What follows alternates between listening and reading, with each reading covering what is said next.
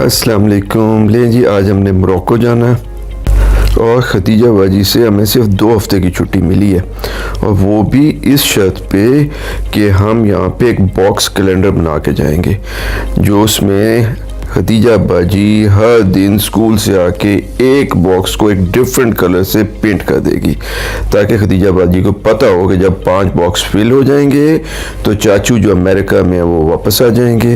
और उसके बाद अगले 1 2 3 4 5 6 7 8 9 10 बॉक्स जब फिल होंगे तो दादा बाबा और अम्मा जान मोरक्को से वापस आ गए होंगे। बिल्कुल, ये तो भाई एक प्रॉमिस है इंशाल्लाह। खुदा हाफिज़ कहते हुए खदीजा बाजी सैड है, लेकिन हमने फिर प्रॉमिस किया कि इंशाल्लाह हम 2 वीक्स में वापस आ जाएंगे। बिल्कुल 2 वीक्स या 2 वीक्स। लेकिन अम्मा जान से बहरहाल खदीजा बाजी ने हगू नहीं किया, सैड होने की वजह से।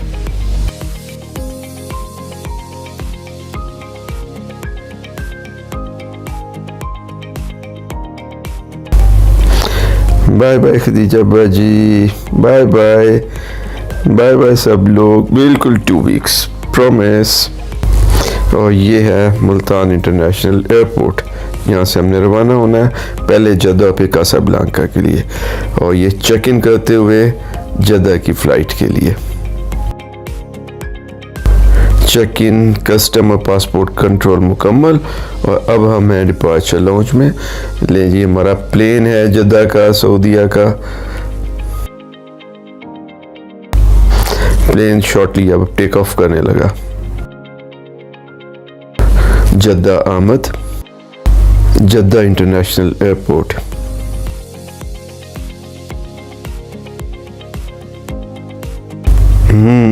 एयरपोर्ट पर ड्यूटी फ्री शॉप्स के दरमियान लैला को ये पेंडुलम बहुत पसंद आया। मैंने उसको बहुत समझाया कि हमारे घर में इतना बड़ा पेंडुलम लगाने की बिल्कुल कोई जगह नहीं। 2 घंटे बाद इस जहाज से हमारी जद्दा से कासाब्लांका रवानगी। कासाब्लांका के लिए जेटवे और हमारा एरोप्लेन टेक ऑफ।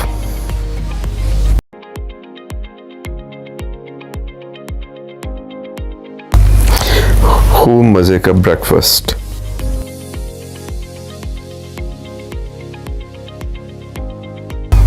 कासाब्लांका में लैंडिंग।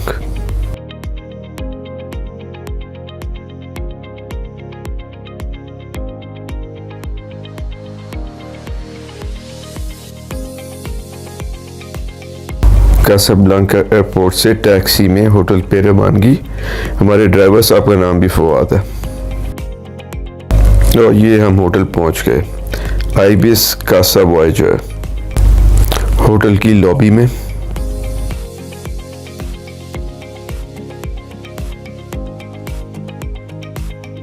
थोड़ा रेस्ट करने के बाद कासाब्लांका एक्सप्लोर करने की तैयारी। लैला रुबाब जो है वो होटल वालों की कुर्सी ट्राई कर रही है।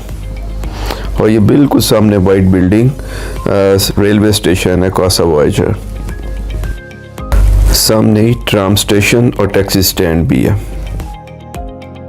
सबसे पहले होबोस का चक्कर लगाया, जो ओल्ड टाउन का एक हिस्सा है। यहाँ पे पुराने मराकश की दुकानें हैं। यहाँ पे एक ट्रेडिशनल मोरक्कन रेस्टोरेंट में खाना खाया, ज़ैना रेस्टोरेंट। और ये कर्ब साइड पे हम बैठे खाने का इंतज़ार कर रहे हैं। आइए आपको रेस्टोरेंट अंदर से दिखाते हैं। एक traditional Moroccan restaurant, traditional setting में, उसी किस्म का डेकोर। और ये हमारा खाना आ गया, मीट ताजन ब्रेड के साथ, सिजलिंग प्लेट के अंदर। होबोस में खाना खाने के बाद हम एक टैक्सी लेके एन डायब के कॉर्निश पे आ गए, सी फ्रंट पे। ये सामने आपको अटलांटिक नज़र आ रहा। अटलांटिक के किनारे किनारे एन डायब के सी फ्रंट यानी कॉर्निश पे वॉक। और हाँ, एक अहम बात, अगर आपने मराकश आना हो तो एयरपोर्ट पे आके अपनी सिम ले लीजिए। यहाँ पे डाटा सिम काफ़ी सस्ती है। 20 GB डाटा जो है वो आपको सिर्फ 3000 में मिल जाएगा 30 डेज़ के लिए। कॉर्निश एंड डायब। शाम के 8 बज रहे हैं और हल्की सी ठंड हो गई है। लैला ने आइसक्रीम और मैंने कैपुचिनो पीने का फैसला किया।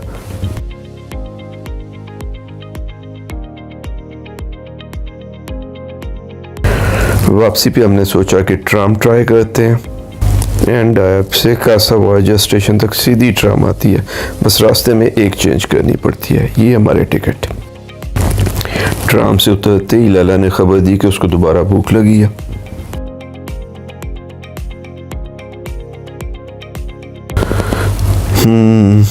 अब क्या खाएं, क्या खाएं, क्या खाएं, क्या खाएं, क्या खाएं, क्या खाएं, क्या खाएं, क्या खाएं। ठीक है, आज शवारमा खाते हैं। ये कासाब्लांका की लाल टैक्सी है जिसको आप हाथ रोककर कहीं पे भी रोक सकते हैं। किराया अमूमन 30 से 100 दिरहम के दरमियान। मीटर कम ही चलाते हैं। आज के लिए इतना ही। कल मिलेंगे मज़ीद कासाब्लांका के साथ। अपना ख्याल रखिए। अल्लाह हाफिज़, खुदा हाफिज़, गुड नाइट। अस्सलाम वालेकुम, गुड मॉर्निंग, सुबह बखैर। मोरक्को और कासाब्लांका में हमारे दूसरे दिन का आगाज़ एक ज़बरदस्त ब्रेकफास्ट के साथ, यानी jams, fresh juices, fresh fruits, ज़बरदस्त खजूरें, sausage, saute vegetable, soup, eggs, coffee, cappuccino, चाय, ब्रेड और क्रॉसेंट। लैला ने अपनी प्लेट में और मैंने अपनी प्लेट में अपना ब्रेकफास्ट ले लिया है। ब्रेकफास्ट करने के बाद ये हमारी टूर बस तैयार है। वाइटर का इस टूर में जो कि हमें कासाब्लांका घुमाएंगे और उसके तमाम सेलिएंट पॉइंट दिखाएंगे 4 घंटे में। हम अपनी बस के अंदर, हेलो, और ये हमारा पहला सेलिएंट पॉइंट आ गया, King Hassan the two mosque, और ये है Morocco mall. King Hassan 2 mosque से लेके मोरक्को मॉल तक थ्रू आउट अटलांटिक का साहिल चली जा रहा है, तकरीबन 5 किलोमीटर। और ये सारे का सारा बना हुआ है, मैनिक्योर्ड है, और एक बहुत प्यारा कॉर्निश जो है इस 5 किलोमीटर स्ट्रेच पे फैला हुआ है, जहाँ लोग वॉक करते हैं, खाते हैं, फन करते हैं। और आइए अब आपको किंग हसन मॉस्क के अंदर ले चलते हैं। एक वसी और इसका कोर्टयार्ड है, बहुत ही खूबसूरत। और सामने आपको अटलांटिक और ये कॉर्निश नज़र आ रहा है, और ये मीनारेट। लैला एक्चुअली आपको लाइट हाउस दिखाने की कोशिश कर रही है, ये वाला लाइट हाउस।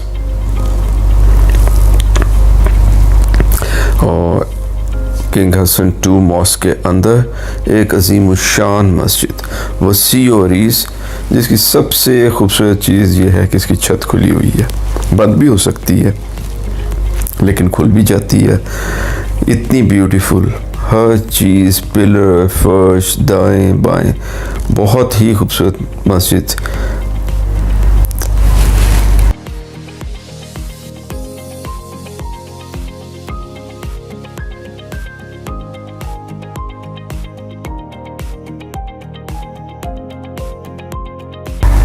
और ये मस्जिद की मेहराब का एरिया।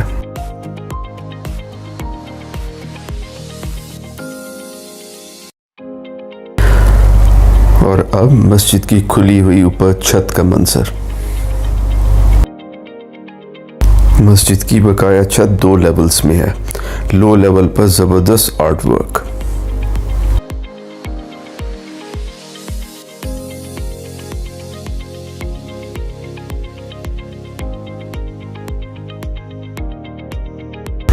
और ये है मस्जिद के तय खाने में उसका वज़ू खाना। एक ज़बरदस्त, यूनिक और डिफरेंट कॉन्सेप्ट है जो कम से कम मैंने पहले कभी नहीं देखा। वज़ू खाने में इस तरह के फव्वारों के कई सेट हैं, कुछ छोटे और कुछ बड़े।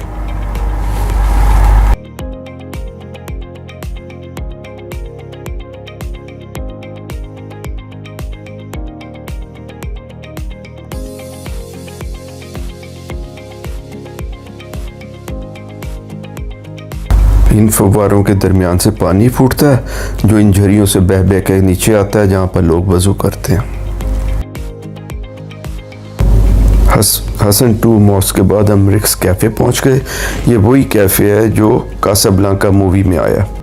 मज़े की बात यह कि कासाब्लांका मूवी तो हॉलीवुड में फिल्माइज हुई, बाद में इस कैफ़े का रेप्लिका कासाब्लांका में बनाया गया। और ये ओल्ड मदीना है, यानी कि पुराना शहर। इसके 6 गेट हैं। कासाब्लांका का ओल्ड मदीना इतना बड़ा नहीं है। फैस और मराकश के ओल्ड मदीनास बहुत बड़े हैं। ओल्ड मदीना में ही पोर्चुगीज़ के हमलों से बचने के लिए कस्बा यानी कि किला, जो अब एक कैफ़े है।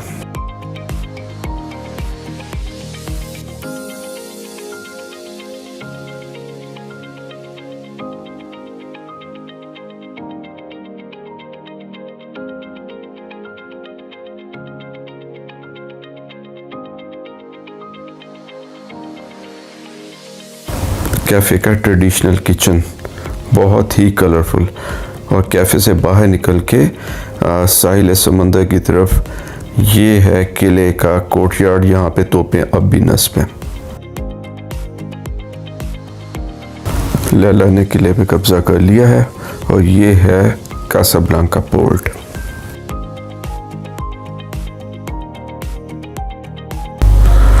कासाब्लांका पोर्ट से मुत्तसिल ये कासाब्लांका का दूसरा बड़ा ट्रेन स्टेशन है कासा वॉयेजर के बाद। इसका नाम है कासा पोर्ट, गारे कासा पोर्ट। और साथ ही ये ट्राम गुजर रही है। कासाब्लांका में ट्राम की 4 लाइन्स हैं। और ये बड़े बड़े पाम ट्रीज में कासाब्लांका का किंग्स पैलेस।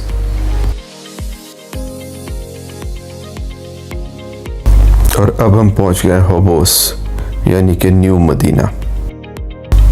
न्यू मदीना की मॉस्क, पतली पतली गलियां, जहाँ बहुत सारी दुकानें और खुले खुले कोर्टयार्ड्स।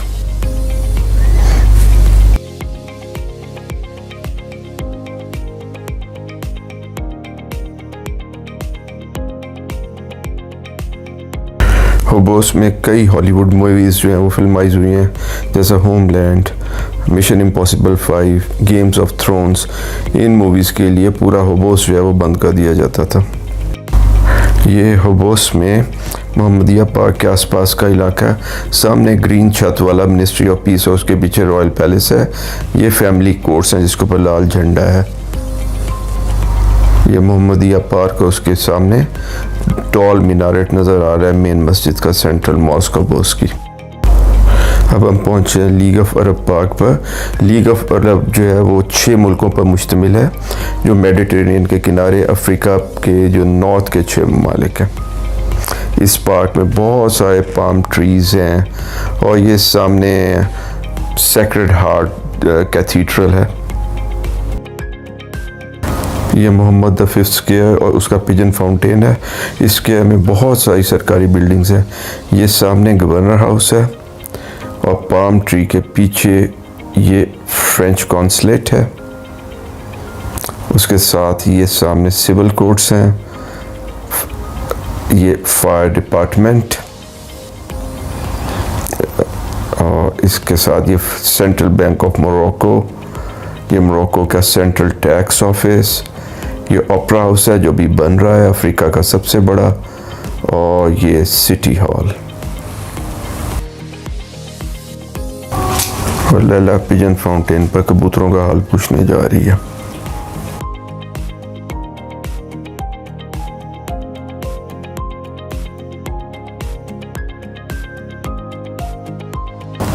कासाब्लांका की ऑफिशियल सोवेनियर शॉप, जिसमें तरह तरह के ट्रेडिशनल हैंडीक्राफ्ट पड़े हैं।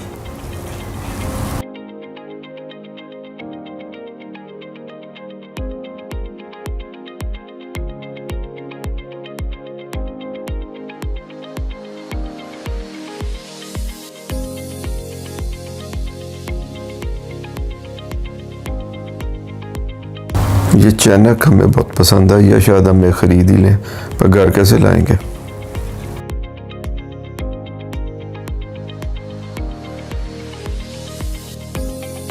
अब हम दोबारा अटलांटिक के साहिल के साथ कॉर्निश पे पहुंच गए हैं। कॉर्निश के साथ साथ दूसरी तरफ ये अनफा का इलाका है। कासाब्लांका का एक्चुअली पहला नाम अनफा ही था, बाद में पोर्चुगीज़ ने इसका नाम कासाब्लांका रख दिया था। ये कासाब्लांका का सबसे पॉश इलाका है अनफा। कॉर्निश पर वॉक और लंच के लिए रेस्टोरेंट की तलाश।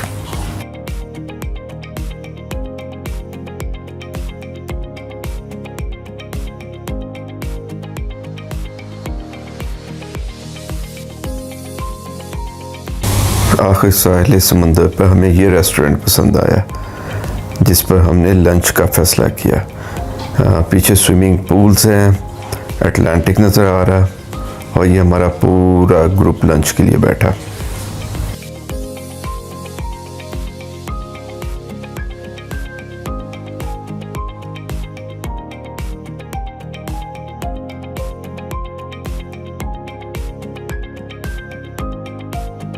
आज का लंच पिज़्ज़ा और प्योर मैंगो जूस।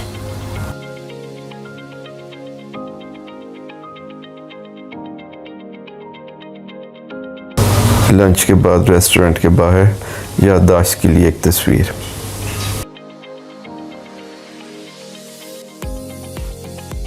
रेस्टोरेंट के बाहर कासाब्लांका मूवी का पोस्टर। आज का टूर यहाँ ख़त्म हुआ और ये रही हमारी बस जो हमें अब होटल छोड़ेगी।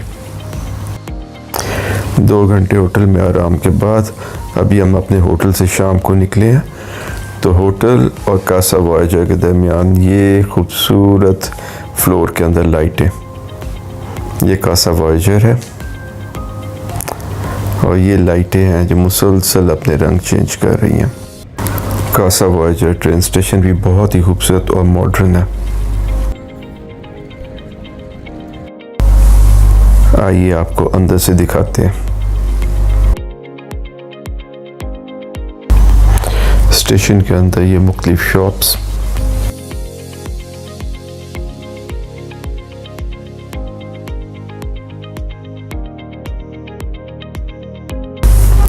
और ये प्लेटफॉर्म्स की एंट्रेंस।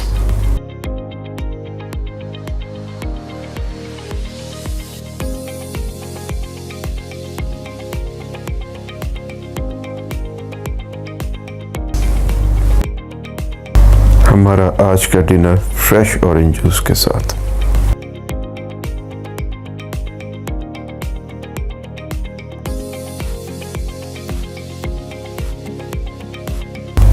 कासाब्लांका की कुछ खूबसूरत यादें आपके साथ शेयर करें।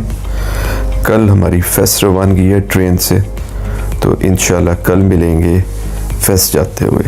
हमें ज़रूर ज्वाइन कीजिएगा, आपका इंतज़ार रहेगा। अल्लाह हाफिज़, अपना ख्याल रखिए।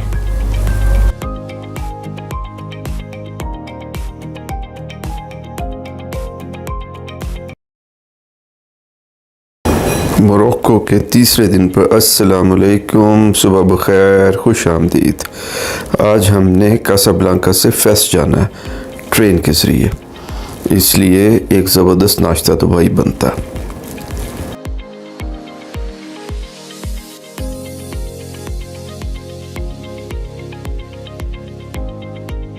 नाश्ते के बाद हम अपने होटल से निकले, पुराने ट्रेन स्टेशन के सामने से होते हुए नए स्टेशन गारा कासा वॉयेजर में अपनी ट्रेन पकड़ने के लिए चले गए। 11 बजे सुबह हमारी ट्रेन है और ये हम स्टेशन पहुंच गए। ज़बरदस्त, बिल्कुल मॉडर्न, नया बना हुआ स्टेशन।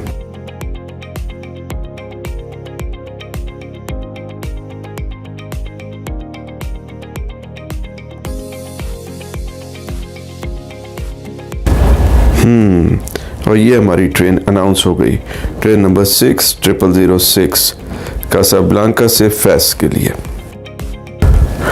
प्लेटफॉर्म पर ट्रेन के इंतज़ार में, और ये अपने एग्जैक्ट टाइम 11:30 पे ट्रेन प्लेटफॉर्म पे एंटर हो गई। मोरक्को की ट्रेनें पुरानी हैं और बस फंक्शनल हैं, कोई ख़ास लग्जूरियस नहीं है, लेकिन टाइम की बहुत पाबंद। और ये आ गई हमारी बोगी नंबर 11। ये फर्स्ट क्लास है जिसमें 6-6 सीटों के कंपार्टमेंट है, लेकिन सामान उठा के ऊपर रखना पड़ता है जो बिल्कुल कन्वीनियंट नहीं है। सीटें वैसे बहुत कंफर्टेबल हैं। ट्रेन के वॉशरूम्स बहुत ही बस गुजारे लायक से हैं, हालांकि ये फर्स्ट क्लास है।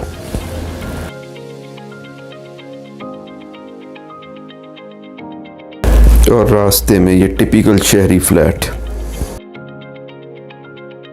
गंद फैलाने में मोरक्कन्स वैसे हमसे तो नहीं जीत सकते, लेकिन फिर भी ट्रेन लाइन के साथ शहर में जगह जगह और शहर की फसील के बाहर काफ़ी सारा ट्रैश नज़र आता।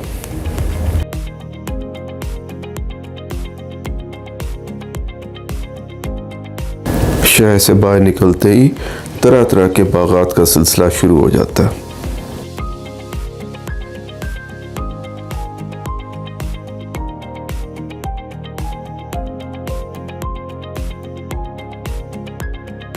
और ये है एक टिपिकल देहाती आबादी। ऐसी बहुत आबादियाँ वक्फे वक्फे से रास्ते में आती रही हैं और देखने में इनके हालात पाकिस्तान से ज़्यादा मुख्तलिफ नहीं।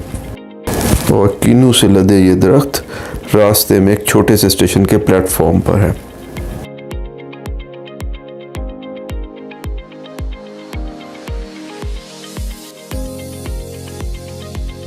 ये मैकनास का रेलवे स्टेशन है जो फेस से 1 घंटा पहले आता है।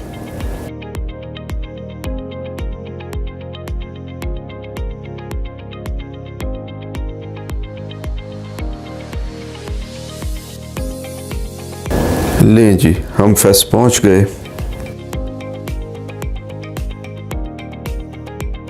लैला कंफर्म कर रही है कि फेस ही है, मुल्तान तो नहीं उतर गए। मोरक्को में अक्सर ट्रेनें जो हैं वो प्लेटफॉर्म की लेवल पे नहीं है, इसलिए मुसाफिरों के चढ़ने उतरने और ख़ुसूसन सामान उतारने चढ़ाने में काफ़ी दिक्कत पेश आती है।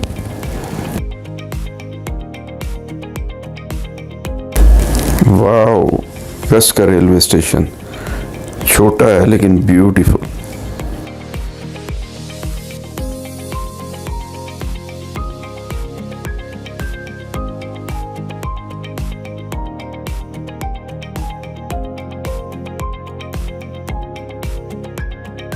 फेस के स्टेशन के हॉल को और अपने फेस आने को एंजॉय करने और सेलिब्रेट करने के लिए हमने मैंगो, ऑरेंज और बनाना की स्मूदी पीने का फैसला किया। मज़ेदार और ठंडी स्मूदी। फेस का ट्रेन स्टेशन बाहर से, यहाँ पे भी एक आइबिस मौजूद है। मोरक्को में तमाम मस्जिदों के मीनार एक ही चकोर आर्किटेक्चर पे बने हैं। लें जी, बज़रिया टैक्सी अपने होटल रवानगी Riad Fes resort, old Fes walled city का एक गेट।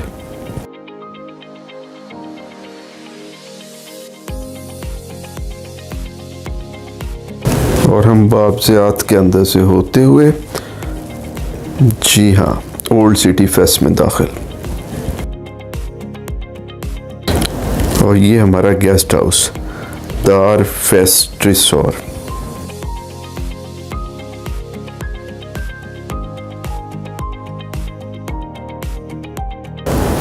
अंदर घुसते ही वाओ,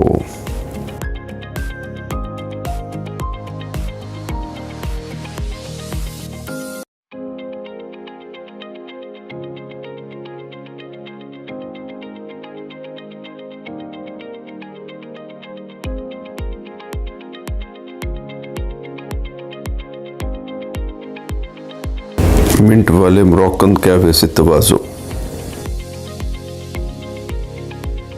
हमारा कमरा ऊपर है, आइए आपको दिखाते हैं।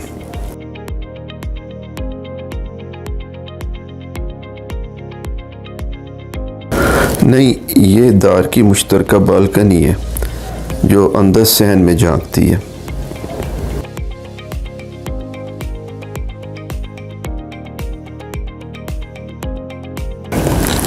अब आपको कमरे में ले चलते हैं। ये है हमारा रूम, टिपिकल मोरक्कन डेकोर लेकिन कंफर्टेबल। हाय, ये कौन मेरे कमरे में घुस आया? चलें बेगम को आराम करने दें, आपको बाथरूम दिखाते हैं।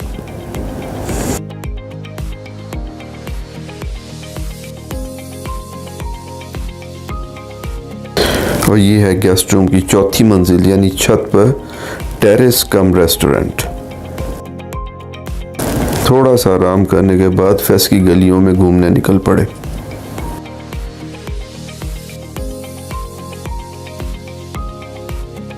छोटी छोटी गलियां, लेकिन फिर भी जहां जगह मिले वहां दरख्त।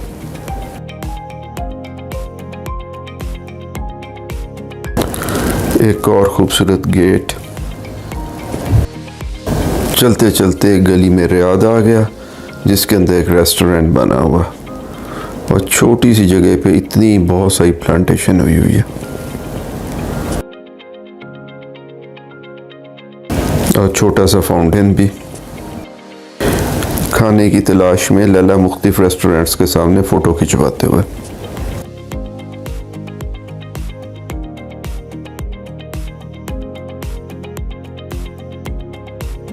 ये बतहा है, यानी ओल्ड फेस सिटी में ब्लू गेट के साथ ये खुली सी जगह जहाँ पे बसें वगैरह आती हैं मुसाफिरों को उतारने के लिए।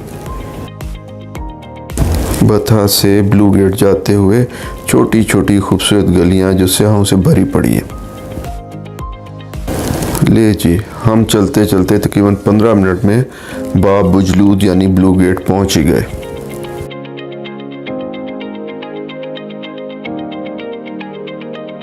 बाब बुजलूद यानी ब्लू गेट फसील के बाहर से।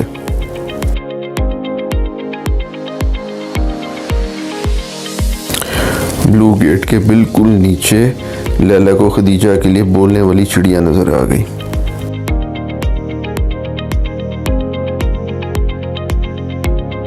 लेकिन लैला की चिड़िया तो भाई बोलती ही नहीं। चिड़िया को बुलाने के लिए पहले उसको पानी पिलाना पड़ता है। अब देखें कैसा बोलेगी।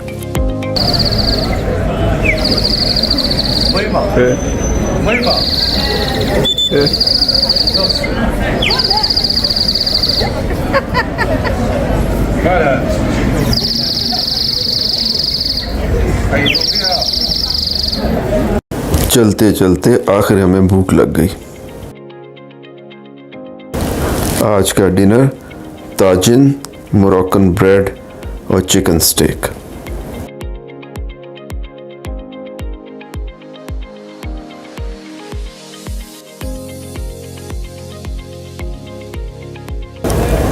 ये सारा खाना कौन चट कर गया? ओल्ड मदीना की छोटी छोटी गलियों में एक मजीद छोटी गली। आज के लिए इतना ही। कल मिलेंगे फेस के एक फुल डे टूर पर। अस्सलाम वालेकुम, गुड नाइट, खुदा हाफिज़। अपना बहुत ख्याल रखिएगा, लेकिन कल ज़रूर ज्वाइन कीजिएगा। अल्लाह हाफिज़। अस्सलाम वालेकुम, गुड मॉर्निंग, सुबह बखैर।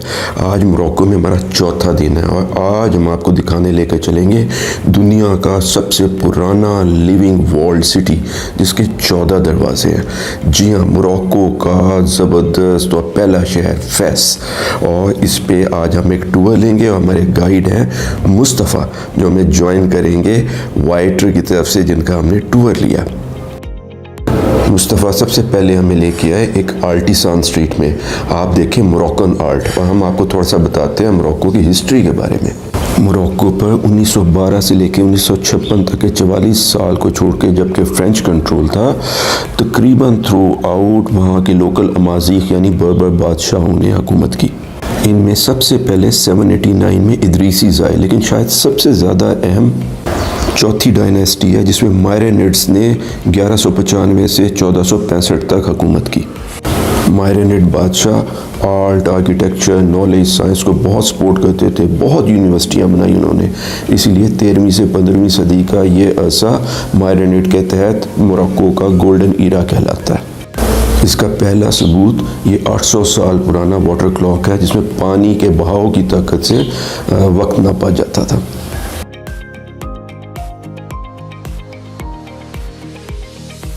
और ये है दुनिया की पहली यूनिवर्सिटी अल कुरावियन यूनिवर्सिटी जो 857 में खातून फातिमा अल फाहरी ने कायम की। और आपको शायद ये जान के हैरत हो कि मोहम्मद अल इदरीसी, इब्न अल गरबी, इब्न खल्दून, इब्न खतीब, इब्न अल हैशम जिन्होंने आँख और ऑप्टिक्स पे काम किया, इमाम अल बनानी, अबू अल बना अल मराकशी जिन्होंने 300 सर्जिकल आलात ईजाद किए, और ख़ुसूसन इब्न रुश्द और मौलाना जलालुद्दीन रूमी भी यहीं से फ़ारिग़ तहसील थे। मौलाना रूमी ने यहाँ से फैज़ हासिल करने के बाद फिर तुर्की कोनिया में जाके अपना मदरसा कायम किया। फैस के तमाम मदारिस की तरह अल कुरावियीन यूनिवर्सिटी के साथ भी एक अजीम शान मस्जिद अटैच्ड है। इन मदारिस में सिर्फ इस्लामी तालीम ही नहीं दी जाती थी, बल्कि फ़लसफ़ा, रियाजी और साइंस वगैरह के जदीद तरीन अलूम पढ़ाए जाते थे, और दुनिया भर से लोग इन अलूम को सीखने के लिए इन मदारिस और फैस की यूनिवर्सिटियों का रुख किया करते थे। अल कुरावियीन यूनिवर्सिटी के बाद हम बू इनानिया मदरसा देखने गए। ये मदरसा मायरेनेट सुल्तान इनान फ़ारिस ने गोल्डन ईरा यानी 1350 में कायम किया। ये एक बोर्डिंग हाउस स्कूल था, यानी तुलबा यहीं रहते और यही इल्म हासिल करते थे। ये इमारत mosaic work, cut clay work और वुड वर्क का एक अजीम शान आर्किटेक्चर नमूना। ये एक रेजिडेंशियल बोर्डिंग हाउस था। दुनिया भर से तुलबा आके यहाँ इल्म भी हासिल करते और यहीं रहते थे।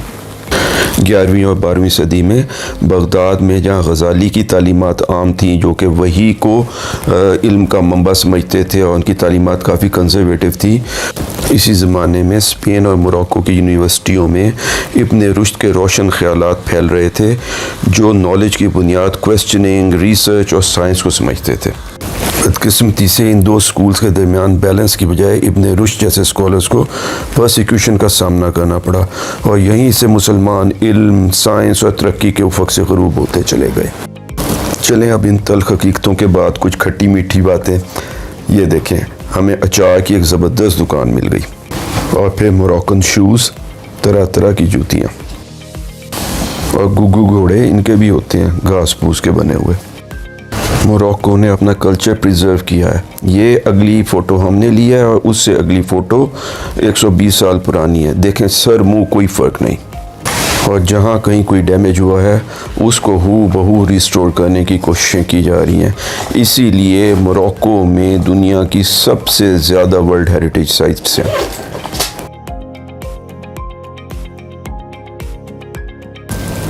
हर गली, हर मोहल्ला, हर कूचा बिल्कुल परफेक्टली प्रिजर्व्ड, हत्ता के पुरानी छतें भी। यहाँ घूमते हुए ये लगता है कि कहीं इब्न रुश्द या इब्न बतूता या तारिक बिन ज़ियाद ही सामने से ना निकल आए किसी मोड़ पे से। जी हाँ, ये सब के सब मोरक्कन्स थे, और इन तंग गलियों में घूमते घूमते यकायक ऐसे खूबसूरत रियाद आ जाते हैं। और ये है एक ट्रेडिशनल हमाम। जी हाँ, यहाँ पे आप अपना ऑयल और एरोमा थेरेपी कराएं और मसाज भी। औरतों और मर्दों के लिए अलग-अलग सहूलियात दस्तयाब हैं। और इस स्ट्रीट में ट्रेडिशनल तरीके से कपड़े डाई किए जाते हैं, सिल्क समेत। और दिलचस्प बात यह है कि मोरक्को में ज़्यादा सिल्क कैक्टस प्लांट से हासिल किया जाता है, और ये सिल्क जो है वो आग नहीं पकड़ता। और अब हम पहुँच गए हैं प्लेस सफरीन। यहाँ पे तांबे का कारोबार करने और तांबे की चीज़ें बनाने वाले बहुत सारे कारीगरों की दुकानें हैं।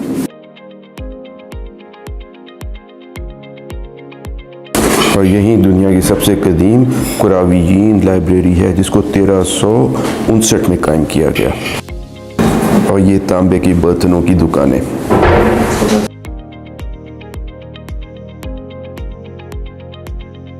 लैला को ये केतली पसंद आ गई है। Too many cats so no rats. अब हम एक सिल्क फैक्ट्री देखने आए हैं। तरह तरह के रंग, बहुत खूबसूरत रंग। इस फैक्ट्री में सिल्क वीविंग जो है ना, एक छोटी सी खड्डी भी है, जिसमें हमें बताया है कि वो कैसे सिल्क वीव करते हैं। एक्चुअली एक साहब हमारे सामने ही सिल्क का एक फैब्रिक बना रहे हैं। और जैसे कि मैंने आपसे जिक्र किया था, यहाँ बहुत सारी सिल्क वो है जो कि कैक्टस प्लांट से हासिल की जाती है बजाय सिल्क वर्म के।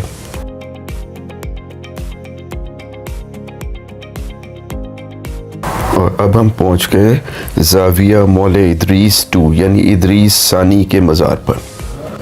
ये मज़ार भी है और उसके साथ मस्जिद भी। इदरीस सानी ने 807 से लेके 828 तक 21 साल मराकश पे रूल किया और उनको फेस का बानी समझा जाता है। यहाँ के लोग उनका नाम बहुत एहतराम से लेते हैं और उनके मज़ार पे मोमबत्तियाँ और चिराग जलाते हैं।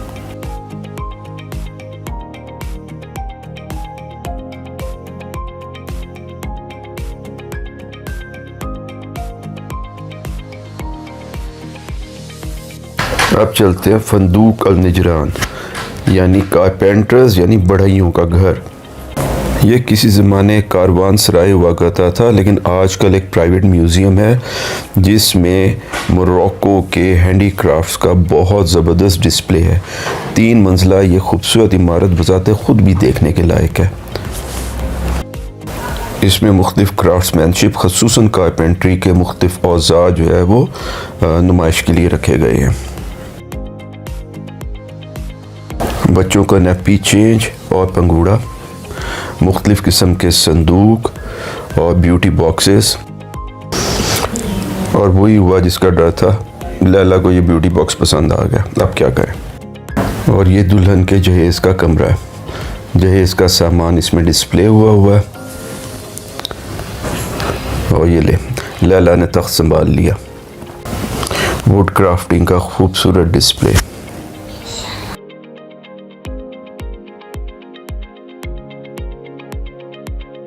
उस ज़माने के म्यूज़िकल इंस्ट्रूमेंट का डिस्प्ले भी इस म्यूज़ियम में मौजूद है। और इसके अलावा भी म्यूज़ियम में देखने को बहुत कुछ है।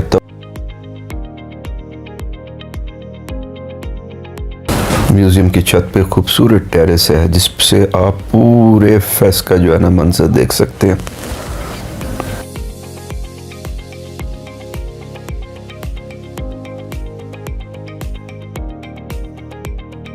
ज़रा इस पुरानी गुंबद वाली इमारत को देखिए। टेरेस पर मौजूद एक बहुत ही pleasant T room.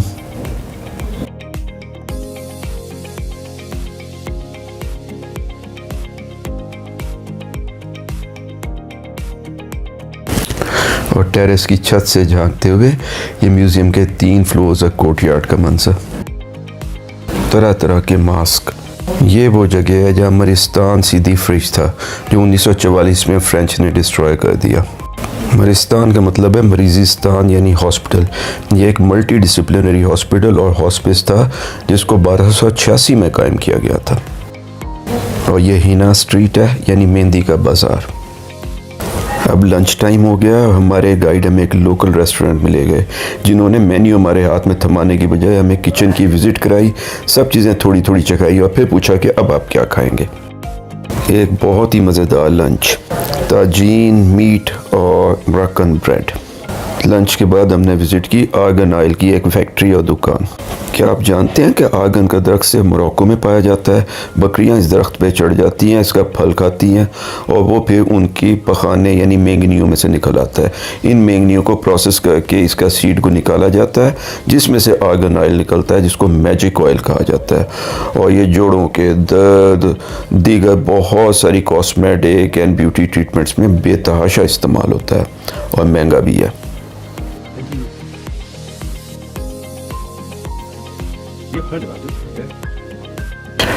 Argan oil मुख्तलिफ मकासद के लिए मुख्तलिफ एरोमाज में दस्तयाब है और मोरक्को से पूरी दुनिया में एक्सपोर्ट किया जाता है। जिल्द पर इसके थेराप्यूटिक असरात की वजह से इसको मैजिक ऑयल कहते हैं। हमारा अगला स्टॉप है छुआरा टैनरी। ये फेस की चमड़ा रंगने की सबसे बड़ी फैक्ट्री है।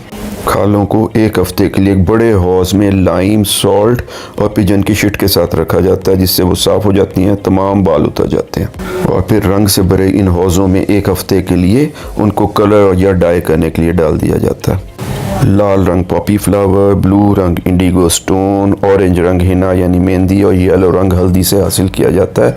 तभी इतने खूबसूरत रंग जो है वो चमड़े के ऊपर चढ़ते हैं। ये तमाम लेदर्स और बेल्टें जो आप देख रहे हैं ये ओरिजिनल लेदर की हैं और बहुत ही ब्राइट खूबसूरत रंगों में रंगी हुई हैं। टैनरी में नेचुरली बहुत स्मेल होती है, इसलिए जैसे ही आप टैनरी में दाखिल होते हैं आपको पुदीने की एक शाख दी जाती है ताकि आप इस बू से महफूज रह सकें। मोरक्को की खूबसूरत टोकरियाँ। अब हम ओल्ड मदीना से बाहर चलते हैं। गाड़ी पे चलते हुए आपको शहर की फसील मुकम्मल नज़र आती है। और हाँ, मोरक्को में भी लोग आखिरकार मर जाते हैं। फेस का कब्रिस्तान।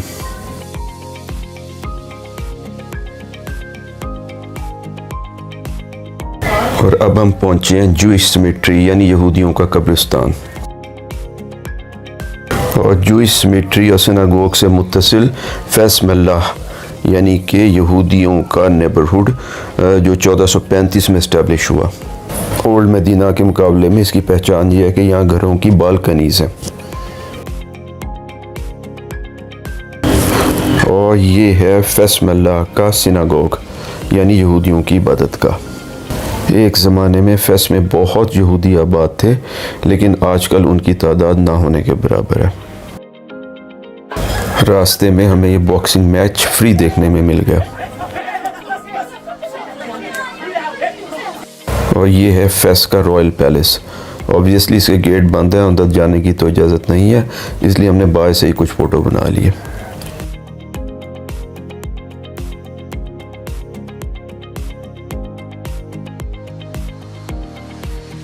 आपने नोट किया होगा कि मोज़ेक वर्क जो है मराकश की पहचान है। तो आइए आपको सिरेमिक फैक्ट्री ले चलते हैं।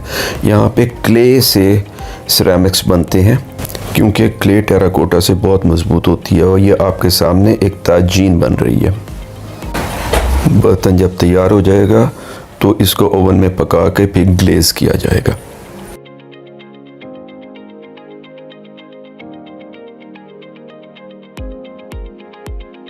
लें जी, आपके अगले खाने के लिए ताजीन तैयार है और बिल्कुल सही साइज में।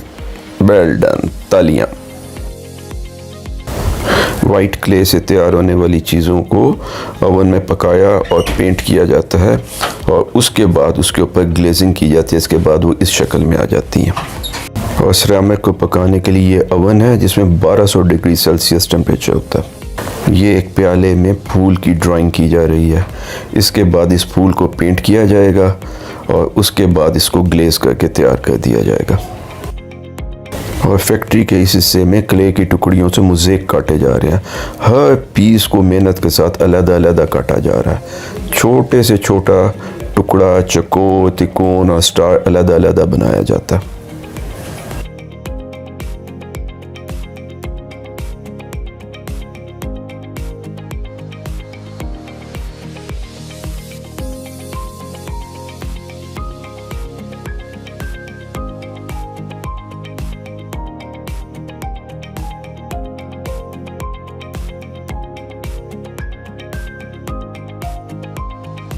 और इस सारी मेहनत के बाद ये हुस्न तख्लीक होता है। इस सिरेमिक केटल पर मेटल का जाल है, ये देखिए।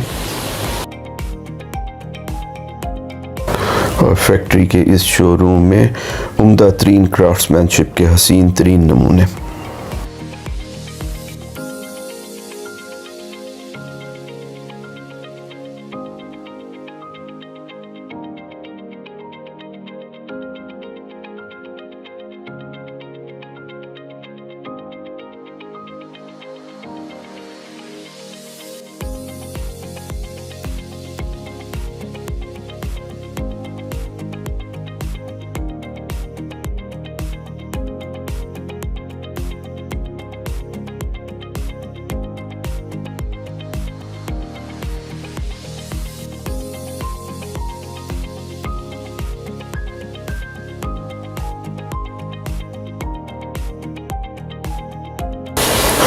मोरक्को में तकरीबन निस्फ वॉशरूम्स में पानी का कोई एहतमाम नहीं होता, बल्कि यूरोपियन ट्रेडिशन के मुताबिक सिर्फ टॉयलेट पेपर रखे होते हैं।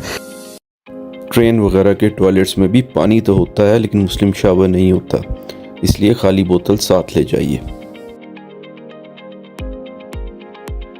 और ये है नॉर्थ टावर से फेस का हसीन मंजर। आपको सिटी वॉल यानी फसील भी नज़र आ रही है और पूरा शहर भी। इस सामने सफ़ेद टावर कुरावीयीन यूनिवर्सिटी है।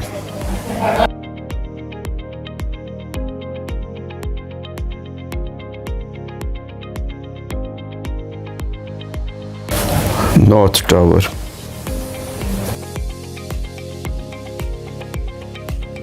यहाँ पे हमारा टूर मुकम्मल होता है और हम अपने गाइड मुस्तफ़ा को थैंक यू कह के खुदा हाफिज़ कहते हैं।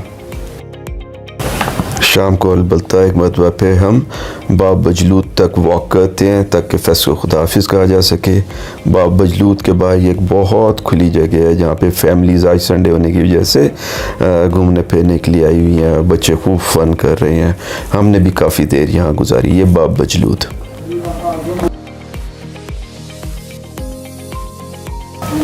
और ये हैं फर्स्ट में हमारे नए फ्रेंड्स।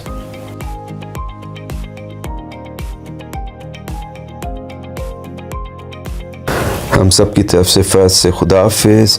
कल हमने जाना है शेफशावन द ब्लू सिटी, ज़रूर ज्वाइन कीजिएगा। अल्लाह हाफिज़। अस्सलाम वालेकुम, गुड मॉर्निंग, सुबह बखैर। आज हमने फेस्ट से शेफशावन जाना है यानी द ब्लू सिटी। इस रूट पे ट्रेन नहीं चलती, इसलिए हमने बस पे जाने का फ़ैसला किया। CTM बस। CTM बस जो है वो मोरक्को में बहुत मकबूल और अच्छी सर्विस समझी जाती है, जो टाइम पे ऑपरेट करती है, अच्छी बसें चलाती है। आप इसे मोरक्को की डेवो कह सकते हैं। फेस्ट से शेफशावन तकरीबन 300 किलोमीटर के फासले पे है और इस बस का किराया है तकरीबन 4000 रुपये।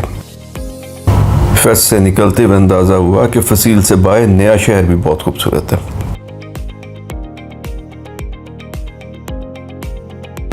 मोटरसाइकिल पर 3-3 बंदे बैठ के सिर्फ पाकिस्तान में ही फ़न नहीं करते, मोरक्को में भी।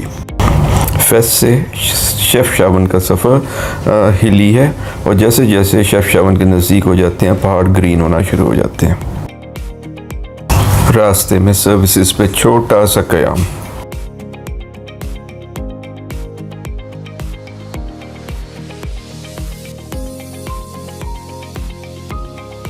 ये पहला दरिया है जो मोरक्को में नज़र आया।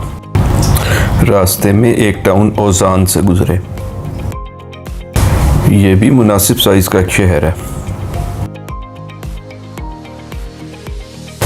पहाड़ी पर आबाद, सामने बिल्कुल सफ़ेद घरों वाला ओजान। पाकिस्तान की तरह यहाँ पे भी जगह जगह पुलिस के नाके हैं सड़कों पर।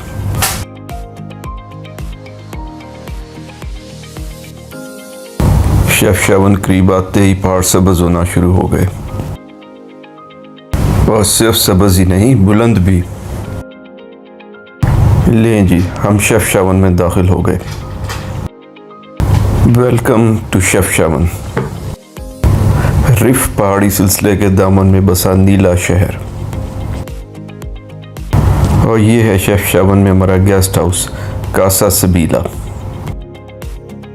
हमारा कमरा दूसरे फ्लोर पे है जिसका एक अपना टेरेस भी है। आइए टेरेस पे चलते हैं। और सामने बिल्कुल स्पेनिश मॉस्क नज़र आ रही है।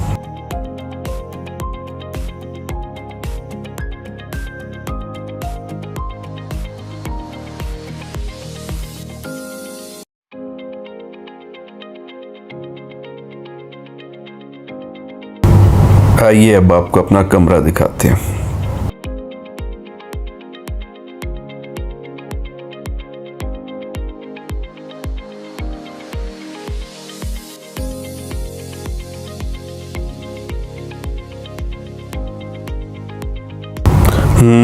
इसमें भी मुस्लिम शावर नहीं है, कोई बात नहीं, बोतल जिंदाबाद। थोड़े से आराम के बाद आइए अब शेफशावन की रंगीन और हसीन गलियों को एक्सप्लोर करने निकल खड़े होते हैं। रंगों के साथ जगह जगह हसीन आर्ट और बहुत सी बिल्लियाँ। और ये है शेफशावन ओल्ड मदीना का मरकजी स्क्वायर, ओटे हमाम। शेफशावन का कस्बा यानी कि फोर्ट्रेस यानी किला भी यही है और यही सबसे ज़्यादा पुररौनक जगह है। और ये है परफ्यूम्स, एरोमा, ऑर्गेनिक सोप्स और आर्गन ऑयल की एक शॉप।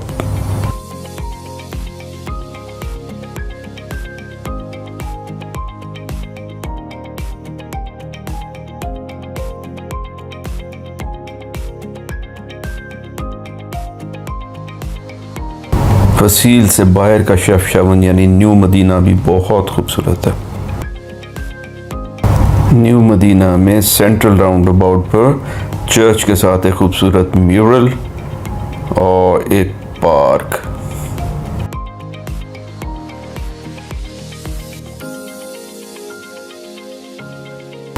जी बिल्कुल, मेन चौराहे पे लगा हुआ यह अनार है। यहाँ दरख्तों पर बहुत फल लगे होते हैं, उन्हें कोई नहीं तोड़ता।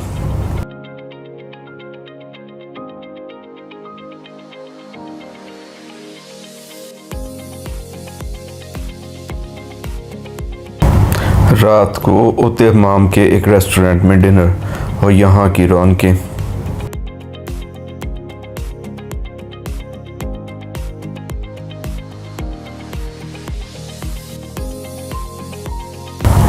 रात की रोशनियों में कस्बा और हसीन लग रहा है। वैसे बाय द वे कस्बा यहाँ पे किले को कहते हैं। आज हमारे डिनर में meet square, chicken ताजीन, Moroccan bread और मोरक्कन सूप और आखिर में मोरक्कन टी। ज़ाहिर है इसके बगैर डिनर कैसे मुकम्मल होगा, जिसमें बहुत सारा फ्रेश मिंट डला होता। हमें ओटे हमाम के एन सेंटर में इस रेस्टोरेंट का खाना बहुत पसंद आया। We highly recommend Moscow twins. रात को गेस्ट हाउस वापसी और अपने टेरेस से स्पेनिश मॉस्क का खूबसूरत मंजर। सुबह तलुए आफ्ताब के वक्त रिफ माउंटेन्स बादलों में लिपटे हुए हैं। सूरज निकलने पर मतलब बिल्कुल शफाफ हो गया और रिफ्ट माउंटेन की दोनों चोटियां सामने नजर आ रही हैं। और आज के दिन का आगाज एक भरपूर नाश्ते के साथ। नाश्ते के फौरन बाद हमने शेफ शावन के वॉकिंग टूर पे जाना है और हमारा गाइड अब्दुल नूर हमें जल्दी यहाँ से पिक कर लेगा। टूर का आगाज एक मरतबा फिर ओटे हमाम से।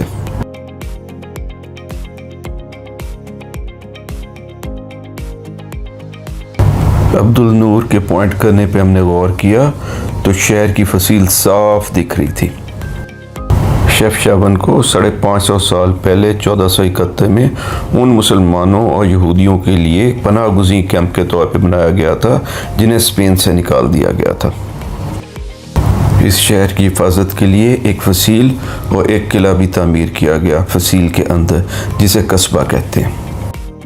शेफ शावन में तकरीबन 50,000 अब यहूदी आके आबाद हुए, जिनके लिए कस्बे के साथ ही एक अलहदा नेबरहुड यानी कि मल्लाह जो है वो कायम किया गया। वैसे क्या आपको मालूम है कि ब्लू सिटी होने के बावजूद शेफ शावन का मतलब ब्लू सिटी नहीं है, बल्कि इसका मतलब है look for the two horns, क्योंकि ये रिफ माउंटेन की दो चोटियों के नीचे आबाद है और उन दो चोटियों को टू हॉर्न्स कहा जाता है। ताफ्तान सिर्फ हमारी तरफ ही नहीं होते, मोरक्को की ख़वातीन भी बहुत खूबसूरत कपड़े पहनने की शौकीन है।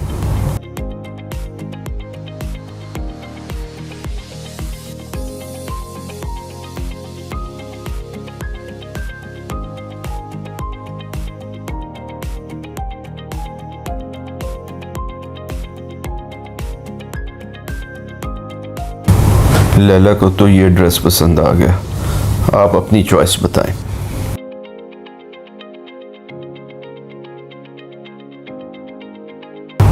ये तरबा है, जिसका मतलब है चकोर मेज़।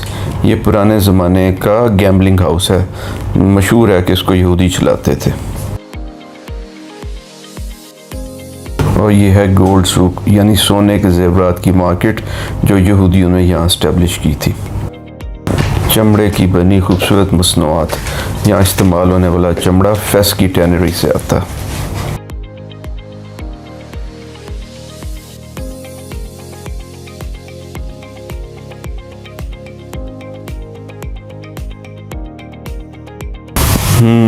लजीज तरीन पफ पेस्ट्रियाँ जो अभी अभी वुडन ओवन से निकली हैं।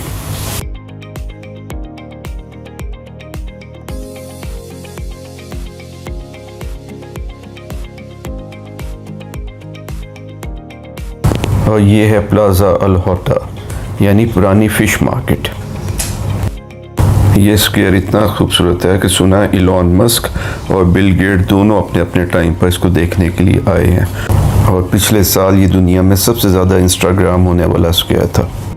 और बैकग्राउंड में रिफ माउंटेन रेंज की 2 चोटियाँ, यानी शेफशावन, लुक फॉर द 2 हॉर्न्स। आपकी दिलचस्पी के लिए ये बताते चलें कि शेफशावन पहले सफ़ेद हुआ करता था। 1930 में जब हिटलर से भागकर यहूदी जर्मनी से निकले तो उनकी एक बड़ी तादाद शेफशावन में आके आबाद हुई। और क्योंकि यहूदियों के नज़दीक नीला रंग बहुत बरकत है और आसमान से मुताबिकत रखता है, बस तब से ये रिवायत हुई कि साल में 2 मरतबा शहर को नीले रंग के मुख्तलिफ शेड्स के साथ रंग दिया जाता है।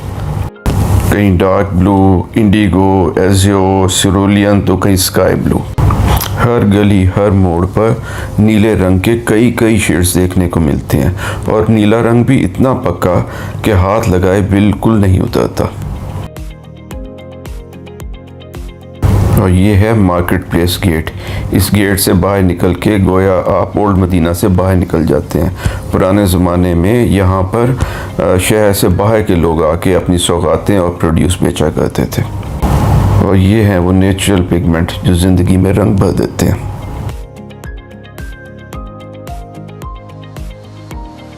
शेफशावन की गलियों में अंगूर की बेलें कसरत से पाई जाती हैं, जिन पर मौसम ना होने के बावजूद अब भी अंगूरों के गुच्छे लटके हुए हैं।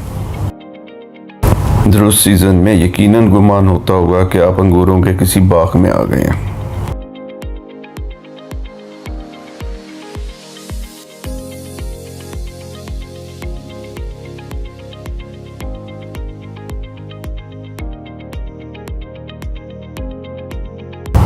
नीले शहर में इतने रंग, क्या आपने पहले कभी इतनी खूबसूरत कोई जगह देखी है?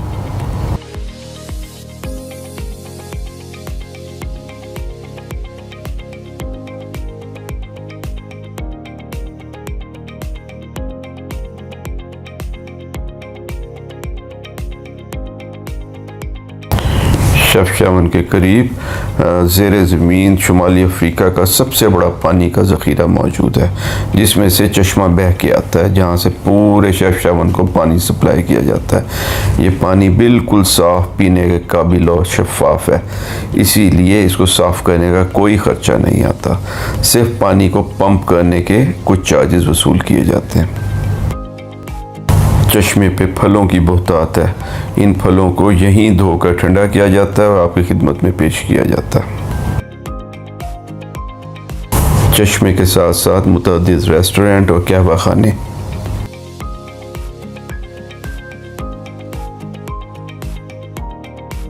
लव लॉक्स तो पहले भी बहुत देखे थे, लेकिन ये लव हार्ट्स हैं। क्या ज़िंदगी में इससे ज़्यादा भी सुकून का कोई कॉन्सेप्ट है?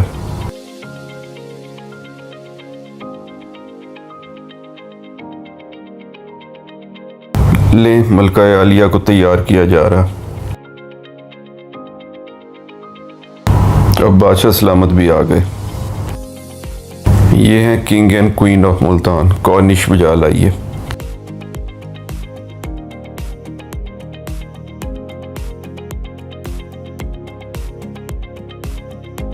चश्मे के पार एक खूबसूरत कैफे।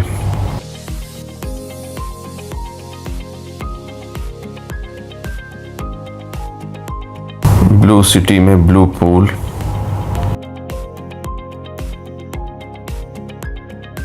लैला ने शेफशावन में अपना गेस्ट हाउस खोल लिया।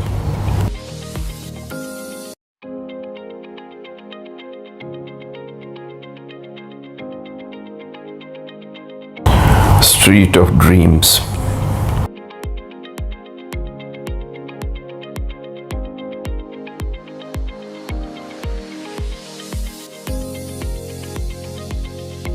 टूर के बाद हल्का फुल्का लंच। स्पेनिश मॉस्क के रास्ते में मम्मा और बेबी बिल्ली से मुलाकात।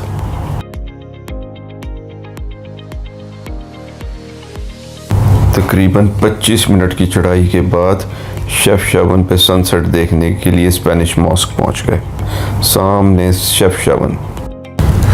आप सनसेट को एंजॉय कीजिए और हम साथ साथ आपको बताते हैं कि 1904 और 5 के आसपास मोरक्को में बहुत अनरेस्ट हो गया। कबाइल ने आपस में लड़ना शुरू कर दिया, इनकममेंट की रेट बहुत ही कम हो गई और दूसरी तरफ से फ्रांस और स्पेन ने आहिस्ता आहिस्ता छोटी छोटी सरहदी जंगें शुरू कर दी।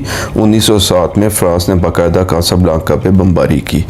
इन हालात के पेश नज़र उस वक्त शरीफियन डायनेस्टी के बादशाह सुल्तान अब्दुल हाफिज ने 1912 में स्पेन और फ्रांस के साथ ट्रीटी ऑफ फेस साइन की, जिसके मुताबिक जो शुमाली इलाका है बशमूल शेफशावन और टेटुआन के, और जो जनूबी मोरक्को है वो स्पेन के कंट्रोल में, और जो सेंट्रल मोरक्को है जिसमें कासाब्लांका, रब्बात और फैज़ और मराकेश शामिल हैं, फ्रांस के कंट्रोल में दे दिया गया।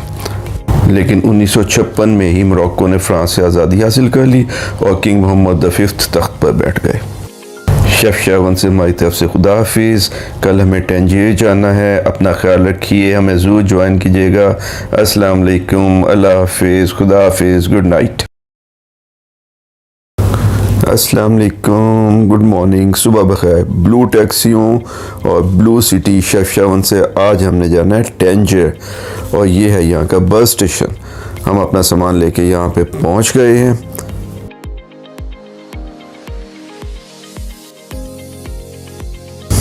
और ये सफ़र हम तय करेंगे CTM बस के ज़रिए।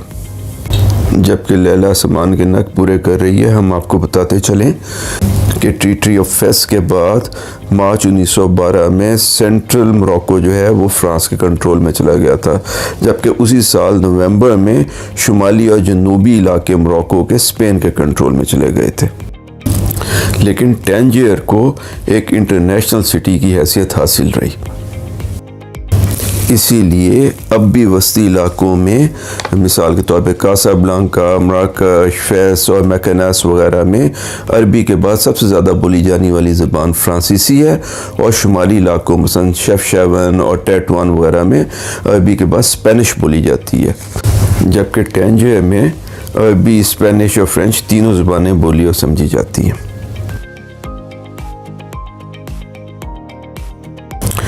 शेफशावन से टंजीर का रास्ता काफ़ी सरसब्ज़ है।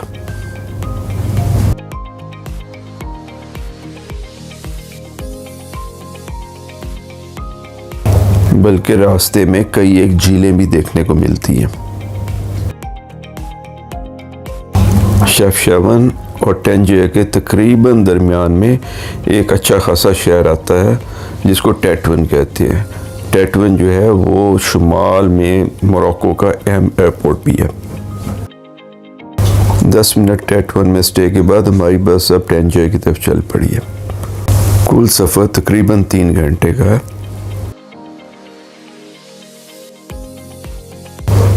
रास्ते में पहाड़ पे बहुत सारी विंड मिल्स। लें जी, हम अपने होटल आइबिस टंजीर सिटी सेंटर पहुंच गए, जो टंजीर रेलवे स्टेशन से चंद कदम के फासले पे है। दोपहर का खाना खाने के लिए हम सड़क के पार वाक़े टंजीर सिटी मॉल के फूड कोर्ट में चले गए। जी, आप दुरुस्त समझे, क्योंकि मॉल आ गए थे इसलिए कुछ शॉपिंग के बाद ही खाना खाने बैठे।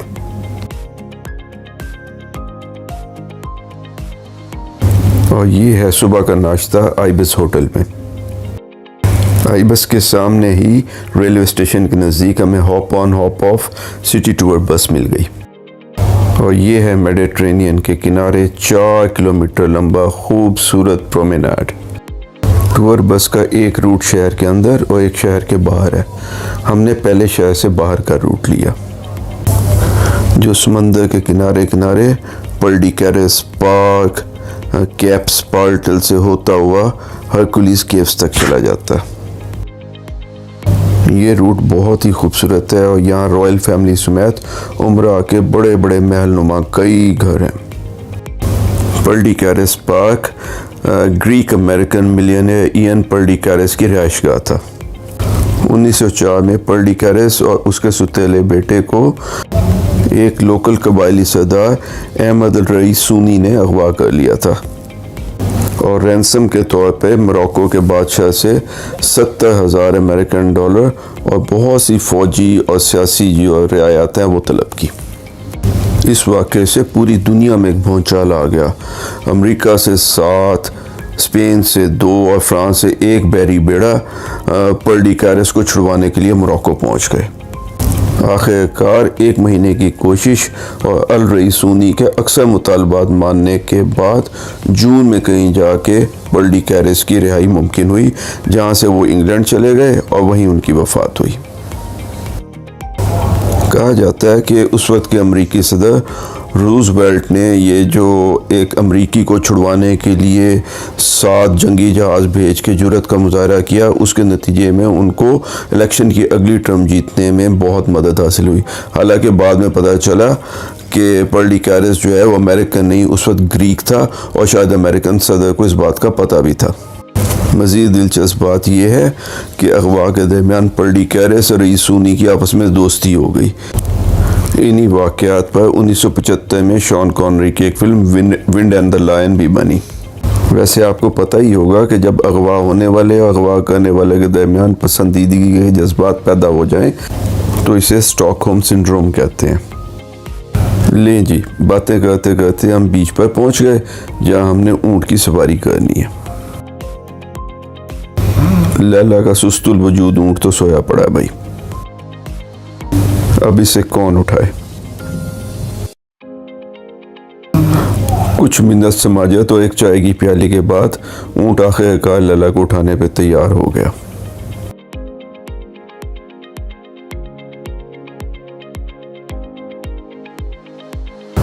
उप्स, ख्याल से भाई, ख्याल से।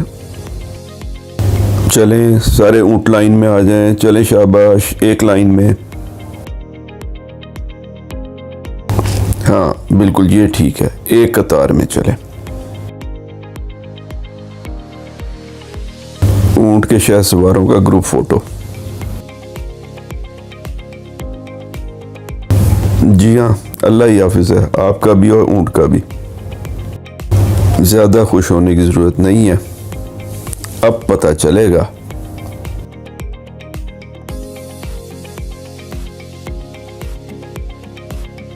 लें जी, आखिरकार ऊँट की सज़ा ख़त्म हुई और हम पहुँच गए हरकुलिस साहब के गार में, यानी हरकुलिस केव देखने। इस गार के बारे में तरह तरह की रिवायतें हैं। ये कि हरकुलिस ने यहाँ एक रात क़याम किया, या ये है कि ये सीधी मेडिटेरेनियन के नीचे से गुजरती हुई स्पेन जिब्राल्टर में जा निकलती है। लेकिन सच ये है कि ये पानी से बनी हुई एक खो या एक गार है।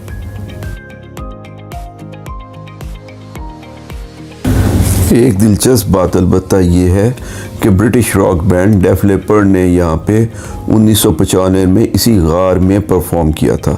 न सिर्फ ये, बल्कि उन्होंने एक ही दिन में 3 शहरों में, यानी अफ्रीका के टैंजर, यूरोप के लंदन और नॉर्थ अमेरिका के वैंकूवर में परफॉर्म करके Guinness book of world record में अपना नाम लिखवा दिया कि उन्होंने एक ही दिन में 3 मुख्तलिफ बड़े आज़मों पे कंसल्ट किया और ये एक रिकॉर्ड आज तक कायम है।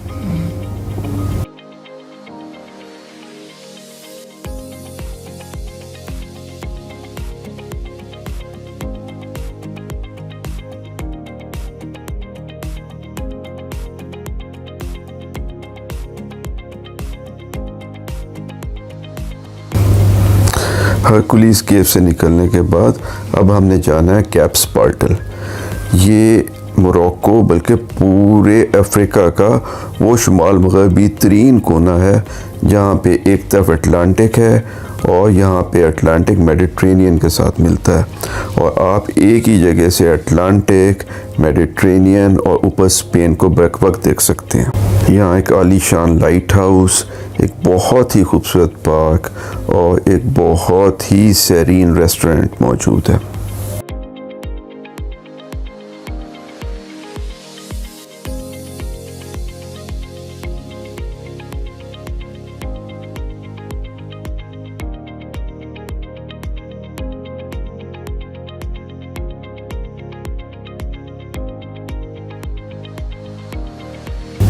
ये है कैप स्पार्टल का वो कोना जहाँ एक तरफ तो आपको अटलांटिक ओशन, ऊपर नॉर्थ में पुर्तगाल, स्पेन और फिर स्पेन और मोरक्को के दरमियान मेडिटेरेनियन जाता हुआ नज़र आ रहा है।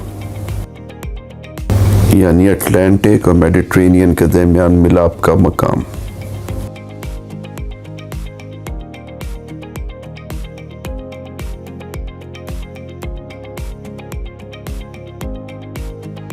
इस स्कल्पचर के ऐन दरमियान में ग़रूब आफ्ताब के वक्त सूरज मेडिटेरेनियन के अंदर ग़रूब होता हुआ और डूबता हुआ दिखाई देता है।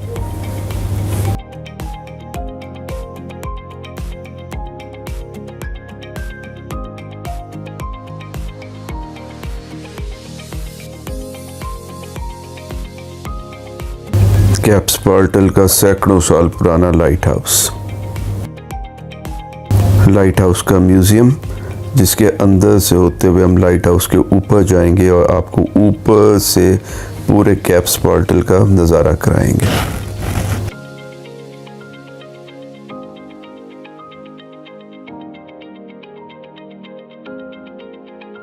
जी, तो लाइट हाउस के ऊपर से सबसे पहले आपको दिखाते हैं कैप्सपार्टल का खूबसूरत पार्क और उसका बोटॉनिकल गार्डन और रेस्टोरेंट।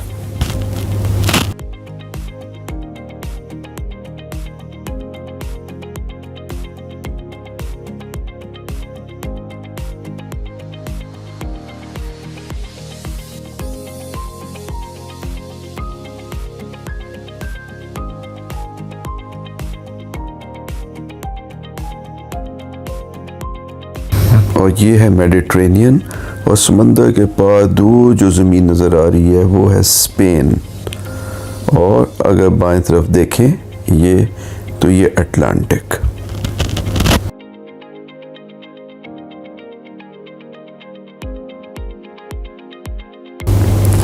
अटलांटिक में दूर एक शिप नज़र आ रहा।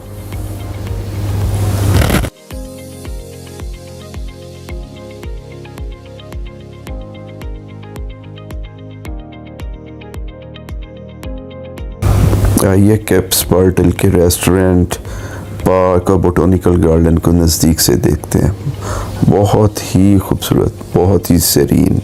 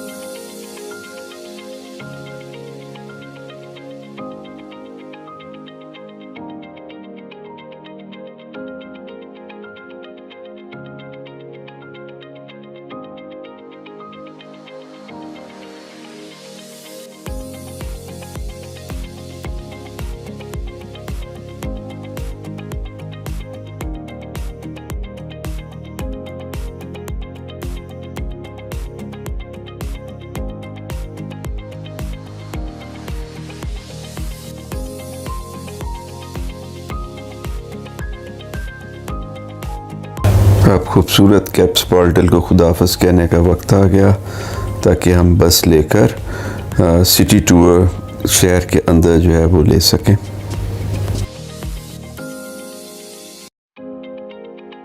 वापसी पर एक मरतबा फिर टैंजियर में रईसों के महल्ले से गुजर।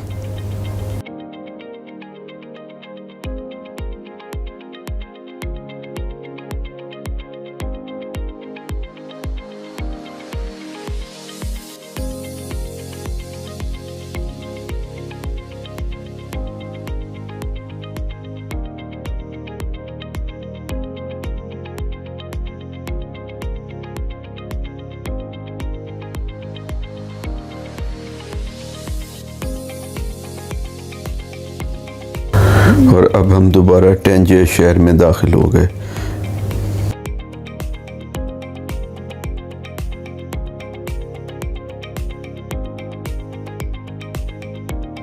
हमारी हॉप ऑन हॉप ऑफ बस का एक स्टॉप।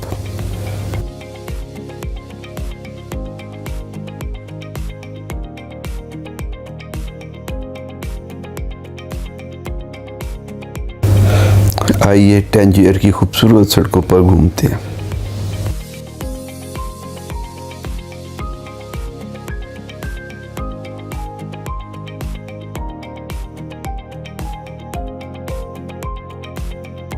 और अब हम जा रहे हैं टैंजियर के मरकज़ी और तारीख़ी मकाम ग्रैंड सोको पर, जो कि दरअसल एक बहुत बड़ा राउंड अबाउट है और आजकल इसको अप्रैल 9 प्लेस कहते हैं, क्योंकि 9 अप्रैल 1947 को सुल्तान मोहम्मद V ने यहीं पर तारीख़ी तकरीर में फ़्रांस से मोरक्को की आज़ादी का मुतालबा किया था, जिसके बाद 1956 में मोरक्को को फ़्रांस और स्पेन से आज़ादी मिली।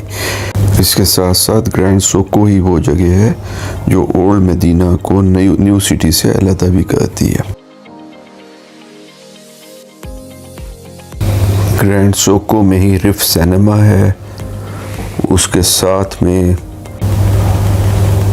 ये मीनार अबू आबिद मस्जिद का है और ये ग्रीन खिड़कियों वाली जो है ये अप्रैल 9 प्लेस है। ग्रैंड सोको बिल्कुल मरकज़ में है और यहाँ हर वक्त खूब रौनक लगी रहती है। एक मरतबा पे अप्रैल 9 प्लेस और पीछे पीले रंग का दरवाज़ा जो है वो बाब अल फहस है, जिसके ज़रिए हम ओल्ड सिटी में दाखिल हो सकते हैं। बाब अल फहस से गुजरते ही लैला को फ्रूटों की दुकान नज़र आ गई, जहाँ से उसने ब्लैकबेरीज ख़रीदी। बाब अल फहस से अंदर दाखिल होते ही उल्टे हाथ को ये हैं खूबसूरत मेंडोबिया गार्डन्स और उसके आसपास फ्रेंच आर्किटेक्चर की खूबसूरत इमारतें। यहीं पर हमें ये ज़बरदस्त बेकरी भी मिली, जहाँ से हमने बहुत ही मज़ेदार फ्रूट टार्ट्स लेके खाए। लैला के लिए मैंगो और मेरे लिए स्ट्रॉबेरी। ग्रैंड सोको की अबू आबिद मस्जिद के बिल्कुल पीछे खूबसूरत पार्क और पार्क के साथ पार्क नुमा कब्रिस्तान। और अब हम आ गए हैं टैंजियर के मार्शन नेबरहुड में, जो कि ज़माने में टोटली यूरोपियन था। इसके अंदर बहुत बड़ा फुटबॉल ग्राउंड भी है और बादशाह का एक महल भी।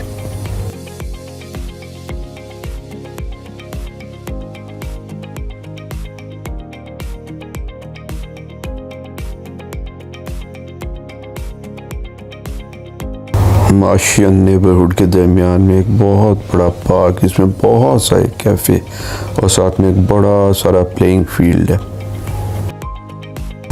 यहीं से एक पतली सी गली, बल्कि कई गलियां सीधी समंदर की तरफ उतर जाती हैं।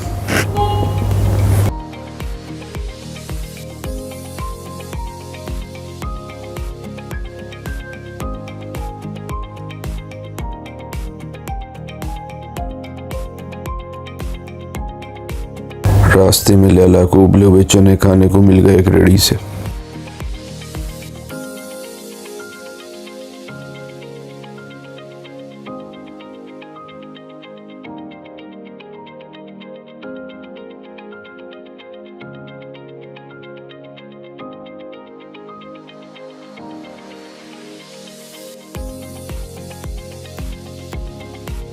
ये सामने पोर्ट ऑफ टैंजियर है, उसके बाद ये मेडिटेरेनियन और मेडिटेरेनियन के पास जो लैंड नज़र आ रही है वो स्पेन।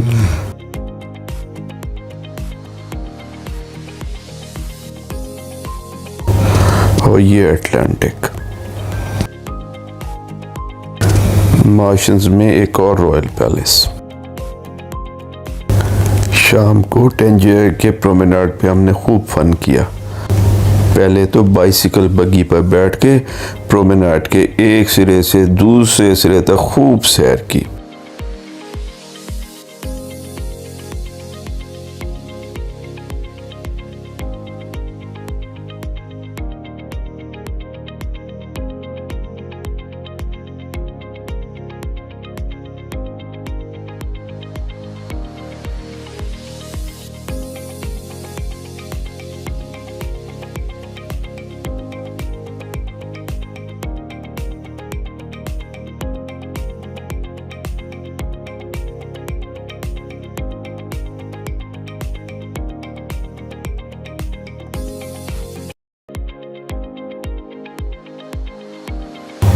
पे मौके का फ़ायदा उठाते हुए मैंने ई स्कूटी पे एक मरतबा पे प्रोमेनाडे पूरे का पूरा घूम कर देखा। वैसे भी टंजियर में आज हमारा आखिरी दिन था। हम आपके साथ टंजियर की कुछ खूबसूरत यादें छोड़ी जा रहे हैं।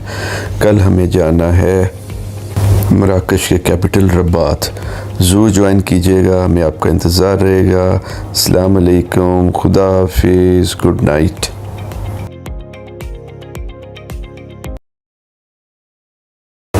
अस्सलाम वालेकुम, सुबह बखैर, गुड मॉर्निंग। टंजियर से जाने को दिल तो नहीं चाह रहा था क्योंकि हमें टंजियर बहुत पसंद आया, लेकिन बहरहाल रबात जाने का टाइम आ गया तो हम टंजियर के ट्रेन स्टेशन पे पहुंच गए, जो कि हमारे होटल से यानी आईबेस से सिर्फ 3 मिनट की वॉक पे है। नहायत खूबसूरत, स्पेशियस, मॉडर्न, बहुत ही प्यारा ट्रेन स्टेशन। और अब हम ट्रेन के लिए बोर्ड हो रहे हैं और ट्रेन है अल बुराक, जो बाकी ट्रेनों से बहुत बेहतर है और ये उसकी 2nd क्लास की कोच है। टॉयलेट में जैसा कि वार्न किया था, मुस्लिम शावर नहीं है। और हम 1 घंटा 20 मिनट में टंजियर से रबात एगडल स्टेशन पे पहुंच गए। जी हाँ, रबात के 2 रेलवे स्टेशन हैं। एक शहर से बाहर है जो बहुत खुला, बहुत मॉडर्न, बहुत स्पेशियस है, जो कि रबात एगडल है जहाँ पे हम आए हैं। लेकिन दूसरा स्टेशन जो है वो रबात वेल है, जो रिलेटिवली पुराना और छोटा है, लेकिन हमारे होटल से सिर्फ 5 मिनट की वॉक पे है। लेकिन क्योंकि हमारी ट्रेन रबात वेल की बजाय रबात एगडल पे आई थी, इसलिए हमें टैक्सी लेके अपने होटल पे जाना पड़ा। रास्ते में रॉयल पैलेस और ये है हमारा होटल, ला पैट्रे अर्बन होटल। रबात में होटल जो हैं वो बाकी शहरों की निस्बत ज़्यादा महंगे हैं। ये होटल एक 3 स्टार होटल है, इसलिए ना सिर्फ तमाम बुनियादी ज़रूरियात पूरी करता है, बल्कि सुबह का नाश्ता भी रीज़नेबल है। और जैसे मैंने जिक्र किया कि ये रबात वेल स्टेशन और ट्राम स्टेशन से सिर्फ 3 या 4 मिनट के फासले पे है, 3 या 4 मिनट की वॉक पे है। कमरे में लैंपों ने टर्किश कैप पहनी हुई है।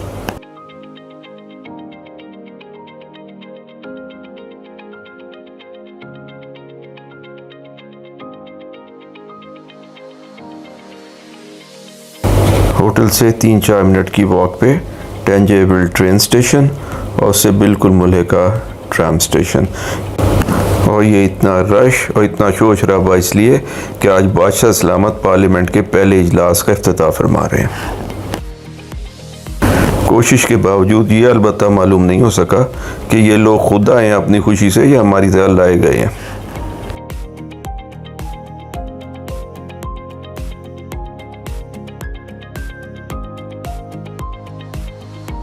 ये है हसन टावर या हसन मॉस्क, जिसको 12वीं सदी में सुल्तान याकूब अल मंसूर के हुक्म पर बनाना शुरू किया गया, लेकिन 1199 में सुल्तान की वफ़ात के बाद ये काम वहाँ रुक गया। आज हसन टावर और मस्जिद के 348 कॉलम नामुकम्मल हालत में मौजूद हैं। अगर ये मस्जिद अपने वक्त पे मुकम्मल होती तो ये 12वीं सदी में दुनिया की सबसे बड़ी मस्जिद और मस्जिद का सबसे ऊंचा मीनार होता।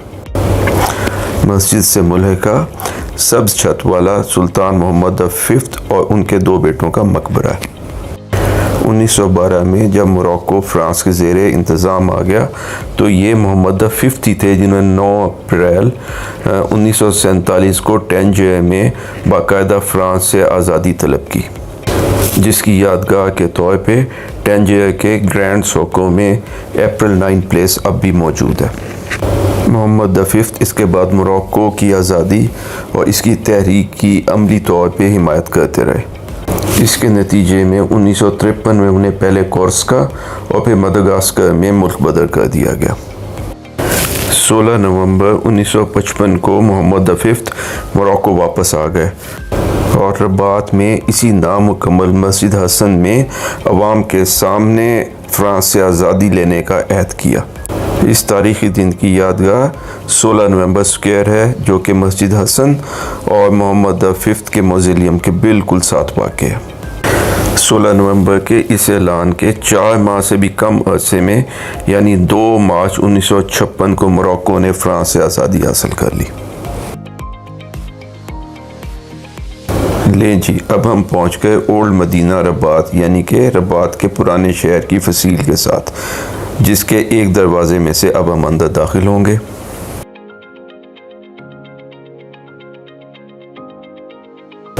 लेकिन रबात के ओल्ड मदीना में वो बात नहीं जो फैस में है। टक टक पर ओल्ड मदीना की सैर भी एक अलग एक्सपीरियंस था।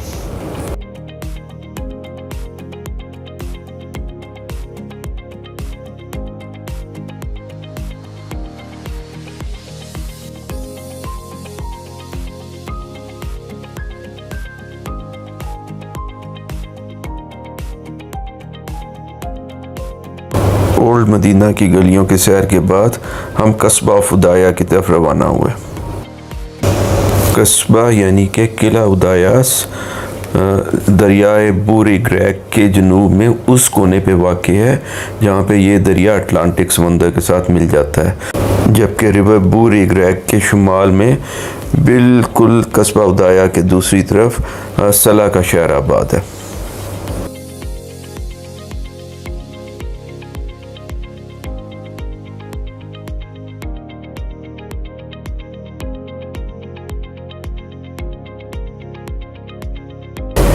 शाम के वक्त कस्बा उदायास की गलियों में एक वॉक, आपको जगह जगह मोरक्कन, मोरिश, पोर्चुगीज़ और स्पेनिश आर्किटेक्चर मिला जुला नज़र आता।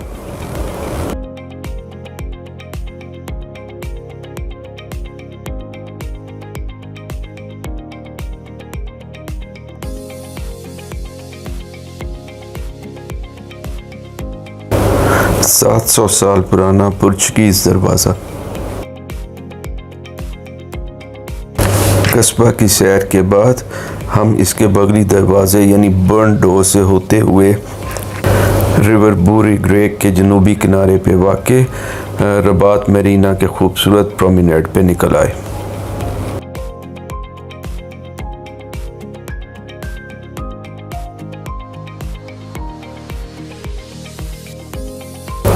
प्रोमेनेड से दरिया के पास सला की रोशनियाँ नज़र आ रही हैं, जबकि ये रबात है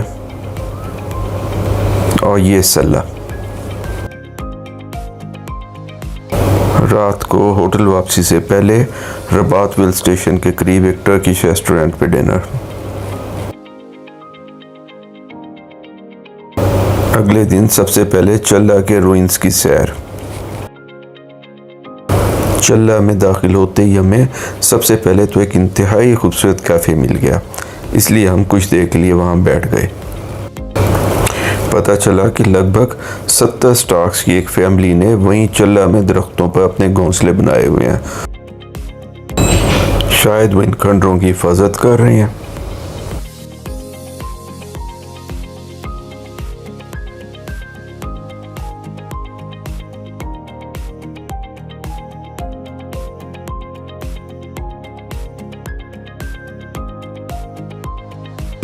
लैला को रसप्री आइसक्रीम नज़र आ गई तो एक हमने भी ले ली, लेकिन लैला ने मेरी आइसक्रीम तो सारी गिरा के परिंदों को खिला दी। और ये है रोमन शहर के खंडरात। 1000 साल कबले मसीह के इन खंडरात के बिल्कुल पीछे नहायत जदीद 55 मंजिला मोहम्मद द सिक्स टावर। ये एक कमर्शियल प्रोजेक्ट है जो करीब बूरी ग्रेग के पास सला में वाक़ है। खंडरात के साथ 13वीं सदी के शाही ख़ानदान के मकबरे, एक दफ़ा फिर सब्ज़ छत वाला मोहम्मद द5 का मकबरा और उसके पार ये नामुकम्मल मस्जिद का हसन टावर, और ये दुबई के बुर्ज अल अरब से मुशाबे मोहम्मद द 6 टावर। अब हम पहुंच गए हैं अटलांटिक के किनारे वाक़ बीच पर बोट हाउस क्लब पर, और साथ ही लाइट हाउस, और सड़क के पार रबात का बहुत बड़ा कब्रिस्तान। पता नहीं इतने लोग कैसे और कब मर गए। और आइए अब आपको कस्बा उदायास की दिन के टाइम पे सैर करवाते हैं। कस्बा की फसील के साथ साथ ये स्टेप्स मरीना के प्रोमेनेड पे जा रहे हैं। आइए कस्बा उदायास के मेन गेट से अंदर चलते हैं।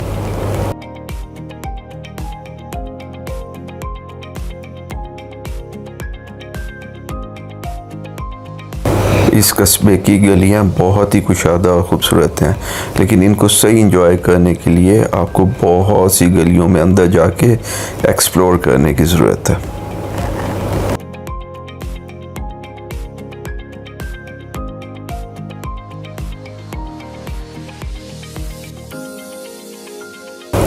कस्बा के मेन मैदान से रबात की सर्फिंग बीच नज़र आ रही है, जिस पर इस वक्त भी बहुत से लोग सर्फिंग से लुत्फ़अंदोज़ हो रहे हैं।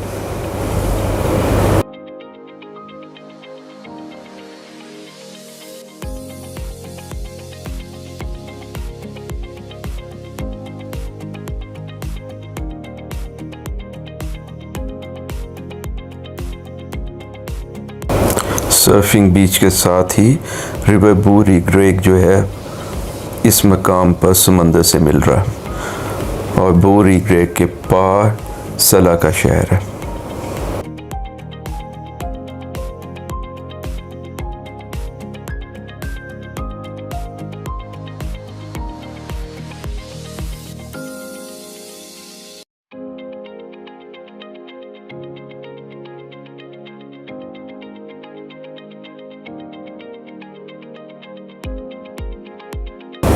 आइए कस्बा उदायास की गलियों में कुछ देर के लिए गुम हो जाते हैं।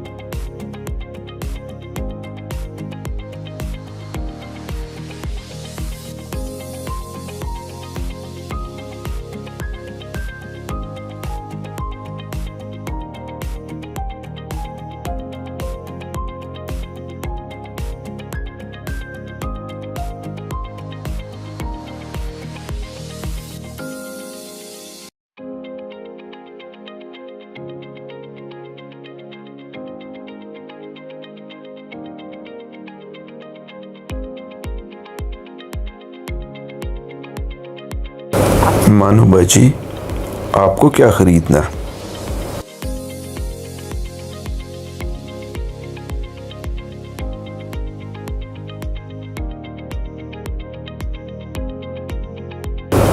कस्बा उदायास की गली में नीचे आखिर पर कैफ़े उदायास की एंट्रेंस।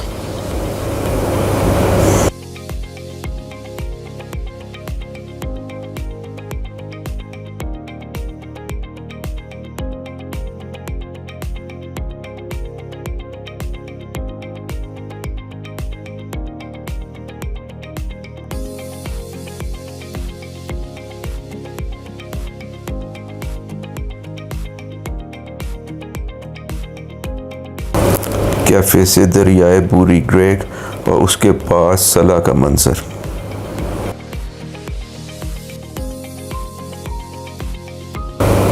कैफ़े उदायास से एक दरवाज़ा बराह रास्त अंदलूसियन गार्डन में खुलता।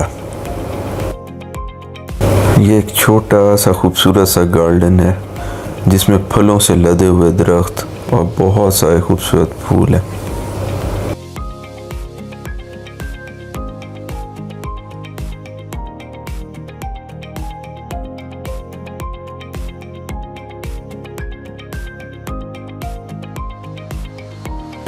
और मुतअद्दिद बिल्लियाँ।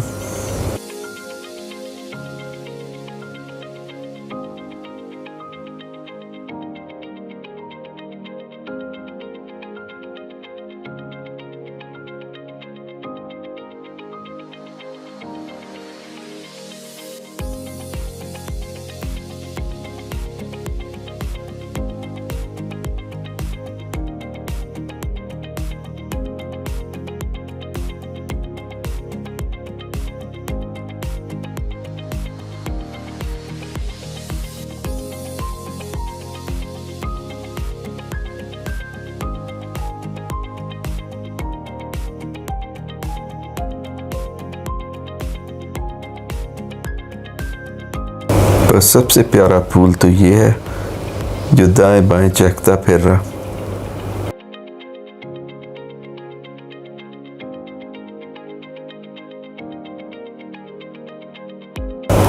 कस्बा उदायास और अंदलूसियन गार्डन की सैर के बाद हम मरीना के प्रोमेनेड पे उतर आए।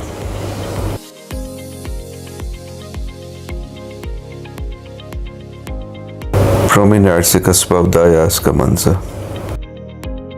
और ये मरीना पे एक पुराना लकड़ी का शिप यानी डाउ जिसमें एक रेस्टोरेंट कायम है।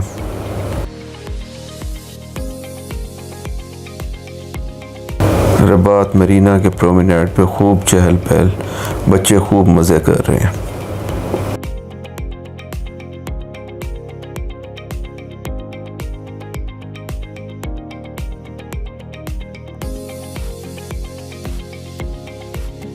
रिवर बूरी ग्रेग और ये है रबात ओपरा हाउस और उसके साथ मोहम्मद सिक्स टावर। आज हमने दरिया के पास सला जाके डिनर करने का फैसला किया। कश्ती ने 3 मिनट में हमें दरिया के पास सला पे उतार दिया। सला से हसन टावर देखा जा सकता। सला का प्रोमेनेड बहुत मॉडर्न और ख़ूबसूरत है और बच्चों के लिए स्पेशल एरिया है।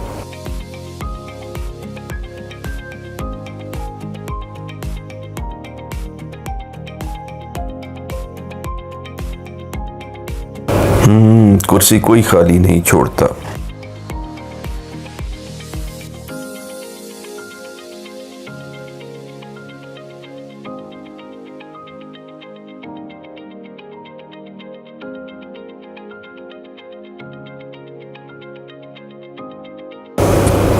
ये रेस्टोरेंट अच्छा दिख रहा है। ये वाला, यहाँ बैठ के खाते हैं। यकीन कीजिए ये मेरा पेस्टा जो लला खा रही है। शाम को वापसी पर होटल के नज़दीक ही अल हसन प्लेस का चक्कर लगाया। ये खूबसूरत सा स्क्वायर है जिसमें ऊपर फ्लावर मार्केट है और नीचे एक फैमिली एरिया है जिसमें रेस्टोरेंट्स और बच्चों के खेलने की जगह है।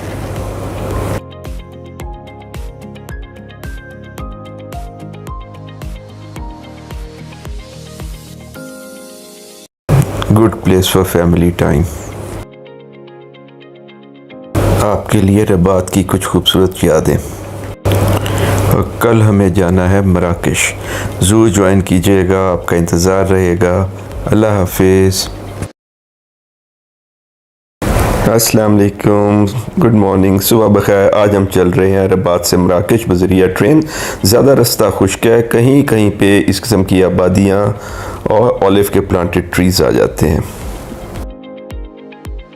शहर के करीब पहुंचते ही इस तरह के फ्लैट्स का सिलसिला शुरू हो जाता है। और लीजिए जनाब, हमारी ट्रेन आखिर आके रुकी है मराकश के रेलवे स्टेशन पर। जी, हमारी ट्रेन और उसका इंजन। और हस्ब रिवायत ये है मराकश ट्रेन स्टेशन का खूबसूरत कुशादा, मॉडर्न और पुरशको हॉल, और बाहर एक बहुत ही खुला प्याजा।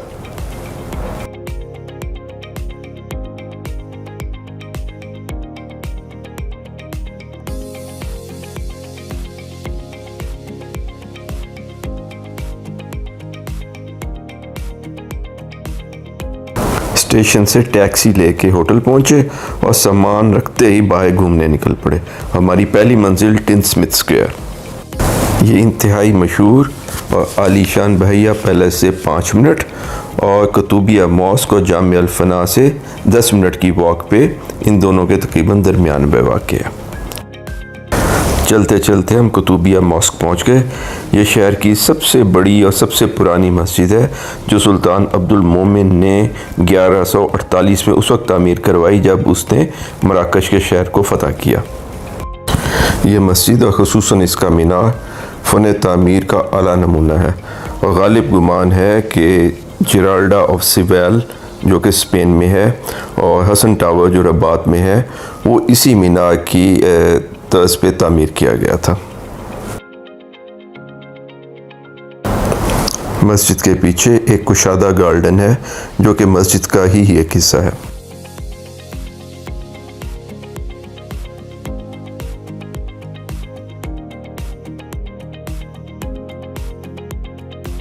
रियाद की तर्ज पर मस्जिद के अंदर एक अलहदा खूबसूरत सहन है।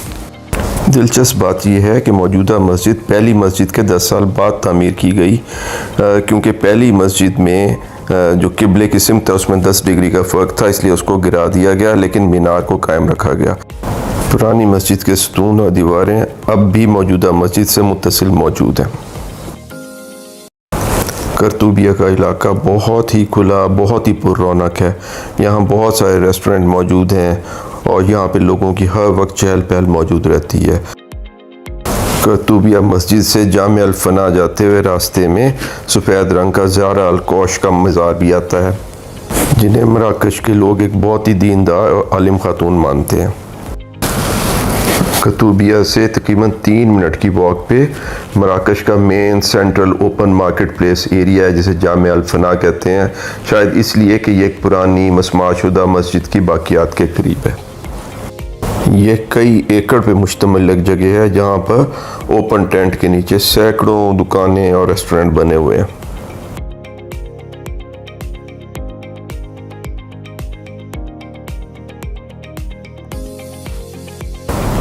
जी हाँ, और ये सब कुछ भी। हमने भी दोपहर का खाना जामिया अल फना के एक ओपन एयर स्टॉल में खाने का फैसला किया। स्टॉल ख्वाह ओपन एयर थे, लेकिन उनमें खुराक की सफाई और मेयार बहुत ही अच्छा था। हमने इस रिवायती मट्टी की डोली में बने दम पुख्त बीफ का इंतखाब किया।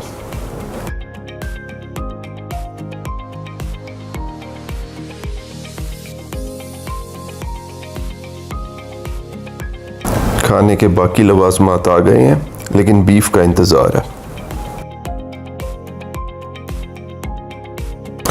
इतने में जल थल बारिश शुरू हो गई।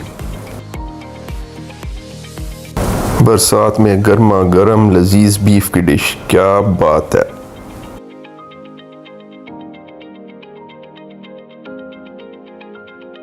टेंट पर जमाशुदा बारिश का पानी निकालने की कोशिश आखिरकार कामयाब हो गई। Well done. डिनर के बाद मराकश की भीगी भीगी गलियों में रात को वॉक। वापसी पर जामिया अल फना से टिनस्मिथ स्क्वायर जाते हुए रास्ते में नहायत ही खूबसूरत छोटा सा लेकिन बहुत ही आर्टिसान मदीना मॉल।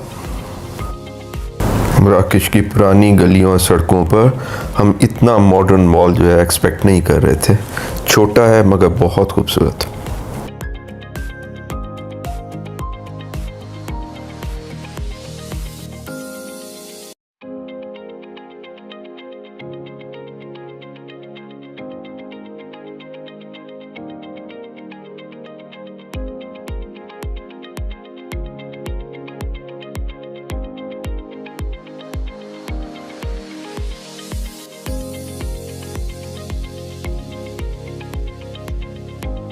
और चिल जोन हम जैसे शोहरों के बैठने के लिए और दुआ करने के लिए कि बेगम को कुछ ज़्यादा चीज़ें पसंद ही ना आ जाए कहीं।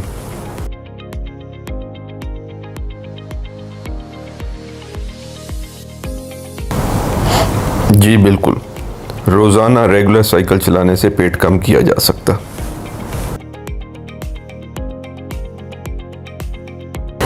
हमने मॉल में सेल्समैनशिप का ट्यूटोरियल लिया। मॉल का फर्स्ट फ्लोर भी ग्राउंड फ्लोर की तरह बहुत खूबसूरत।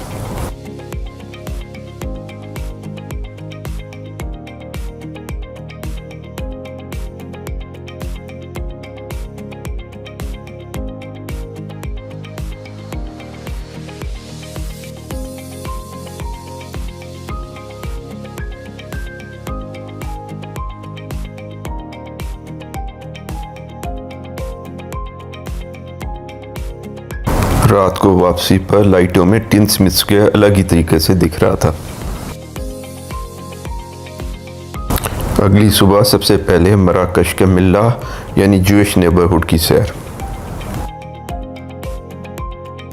वहीं पे ये छोटे मेहमान भी नज़र आ गए। पता नहीं इनको पेट्स के तौर पे रखते हैं या खा जाते हैं, कोशिश के बावजूद पता नहीं चला।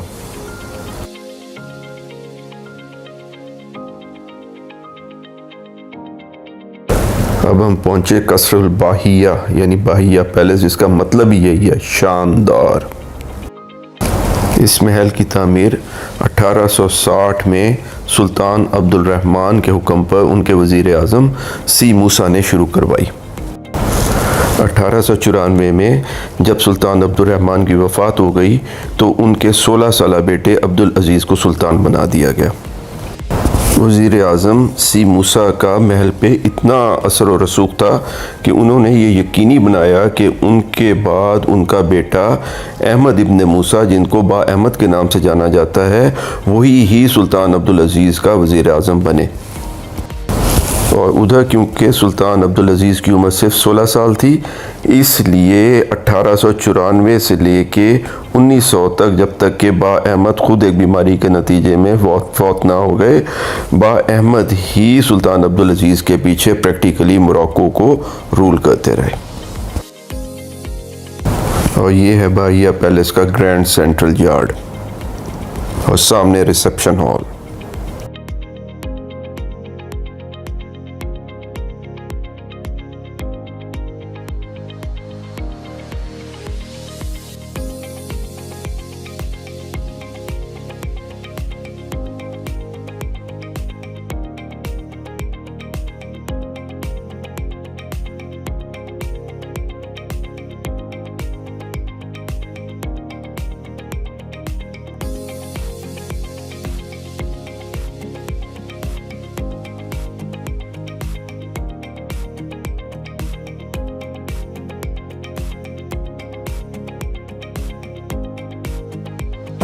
बाहिया पैलेस की सैर के बाद हमने मराकश की रिवायती मार्केटों और गलियों की सैर की।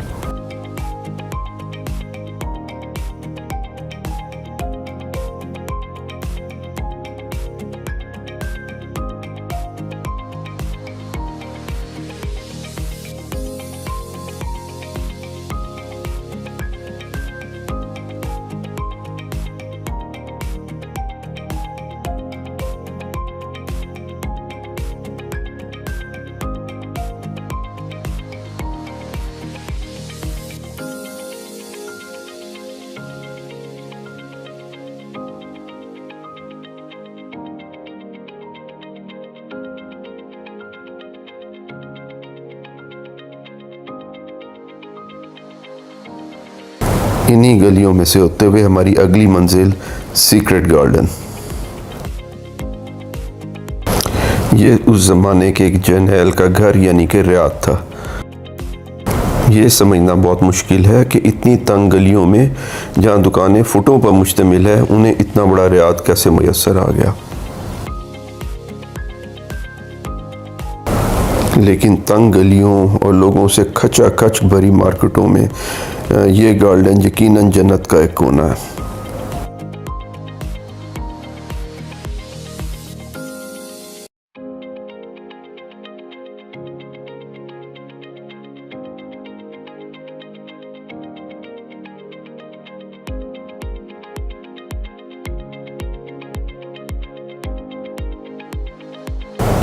हमारे दोस्त यहाँ भी आ गए।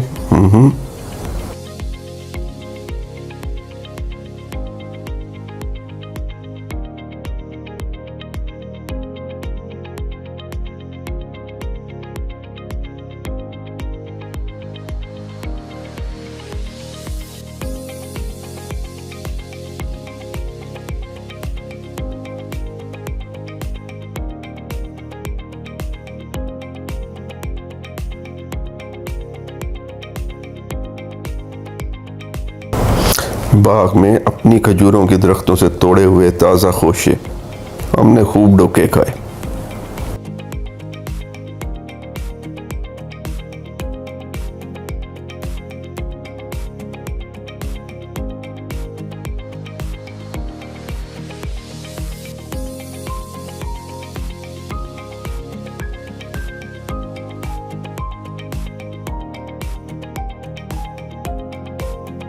और छत पर एक पुरस्कून कैफे।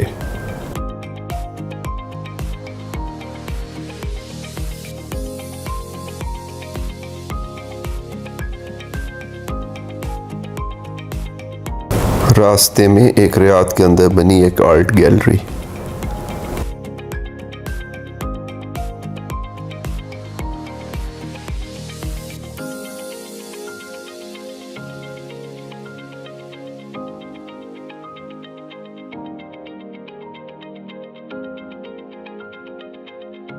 लेकिन मराकश से पुरानी और तंग गलियों का नाम नहीं। ओल्ड मदीना के बाय मराकश मॉडर्न और बहुत कुशादा है।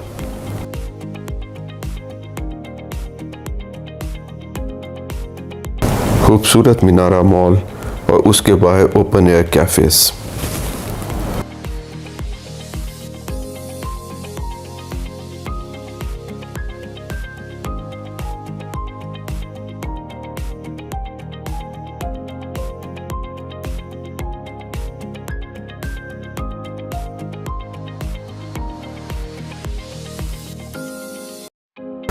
मीनारा मॉल की एक दीवार पर भी दुबई मॉल की तरह डाइविंग स्कल्पचर्स हैं, लेकिन यहाँ इंसानी बॉडी की बजाय मछलियाँ दिखाई गई हैं और ये उससे बहुत छोटा है।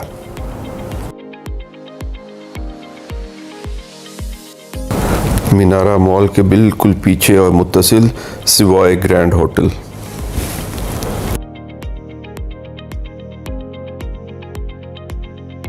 आइए आपको सिवाय ग्रैंड मराकश अंदर से दिखाते हैं।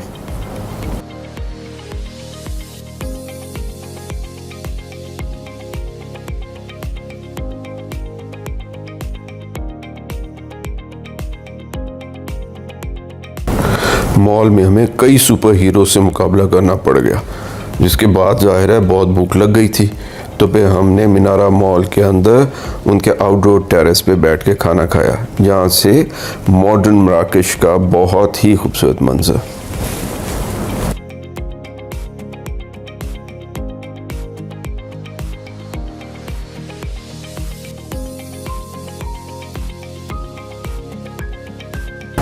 और अब हम आए हैं एम एवेन्यू पे। ये मराकश की बहुत ही खूबसूरत, बहुत modern open air shopping pedestrian street है। एम एवेन्यू तकरीबन 1/2 किलोमीटर लंबी है और इस पे बहुत सारे मॉडर्न रेस्टोरेंट्स और हाई स्ट्रीट ब्रांड्स की शॉप्स हैं।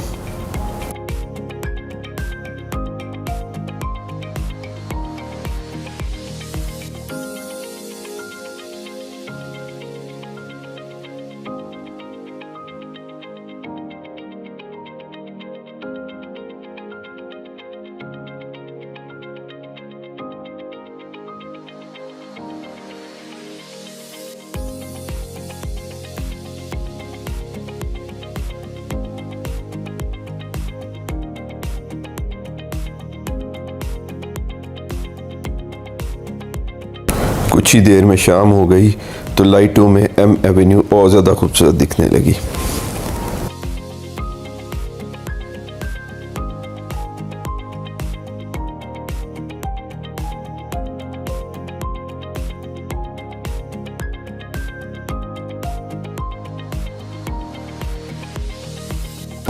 अगली सुबह हम ज्यूइश सिमेट्री यानी यहूदियों के कब्रिस्तान में गए। एक ज़माना था कि मराकश में तकरीबन 50,000 के करीब यहूदी रहते थे। ये वो लोग थे जो 1930 के बाद हिटलर की परसिक्यूशन से तंग आ गए, जर्मनी से निकल के मुख्तलिफ़ जगहों पे जाके आबाद हुए। तो मोरक्को ने उस वक्त यहूदियों को बहुत सारा तहफ़्फ़ुज़ मुहैया किया और उनको यहाँ आने की दावत दी।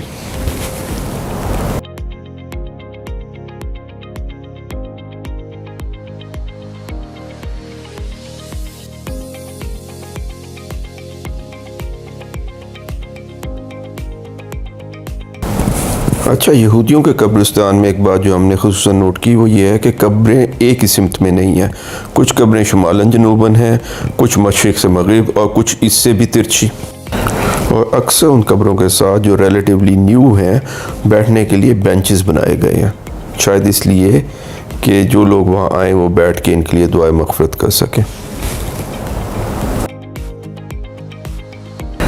इसके बाद हम गार्डन माजरेल और ईव सेंट लॉरेंट का म्यूज़ियम देखने गए जो कि यहाँ पे मराकश में मौजूद है।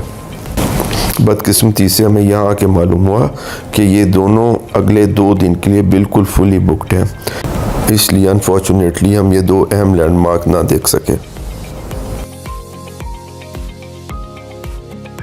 यहाँ से 1.5 किलोमीटर के फासले पर पैदल ही चलते चलते हम पहुँचे मराकश प्लाज़ा। ये एक वसी, खूबसूरत और बारौनक जगह है जहाँ बहुत सारी दुकानें और रेस्टोरेंट वाक़ हैं। मराकश प्लाज़ा से 3 मिनट की वॉक पे कैरियडन मॉल वाक़ है। लंच यहाँ पे मॉल के फूड कोर्ट में किया और यहाँ से ये ज़बरदस्त सैलेड का बॉल हमें इस शॉप से मिला। आपके पास छोड़ते हैं मराकश की कुछ खूबसूरत यादें। कल हम जाएंगे कासाब्लांका और वहाँ से पाकिस्तान, और ये तमाम पेश करेंगे आपकी खिदमत में एक वीलॉग के अंदर। अपना बहुत ख्याल रखिए। मराकश से खुदा हाफिज़।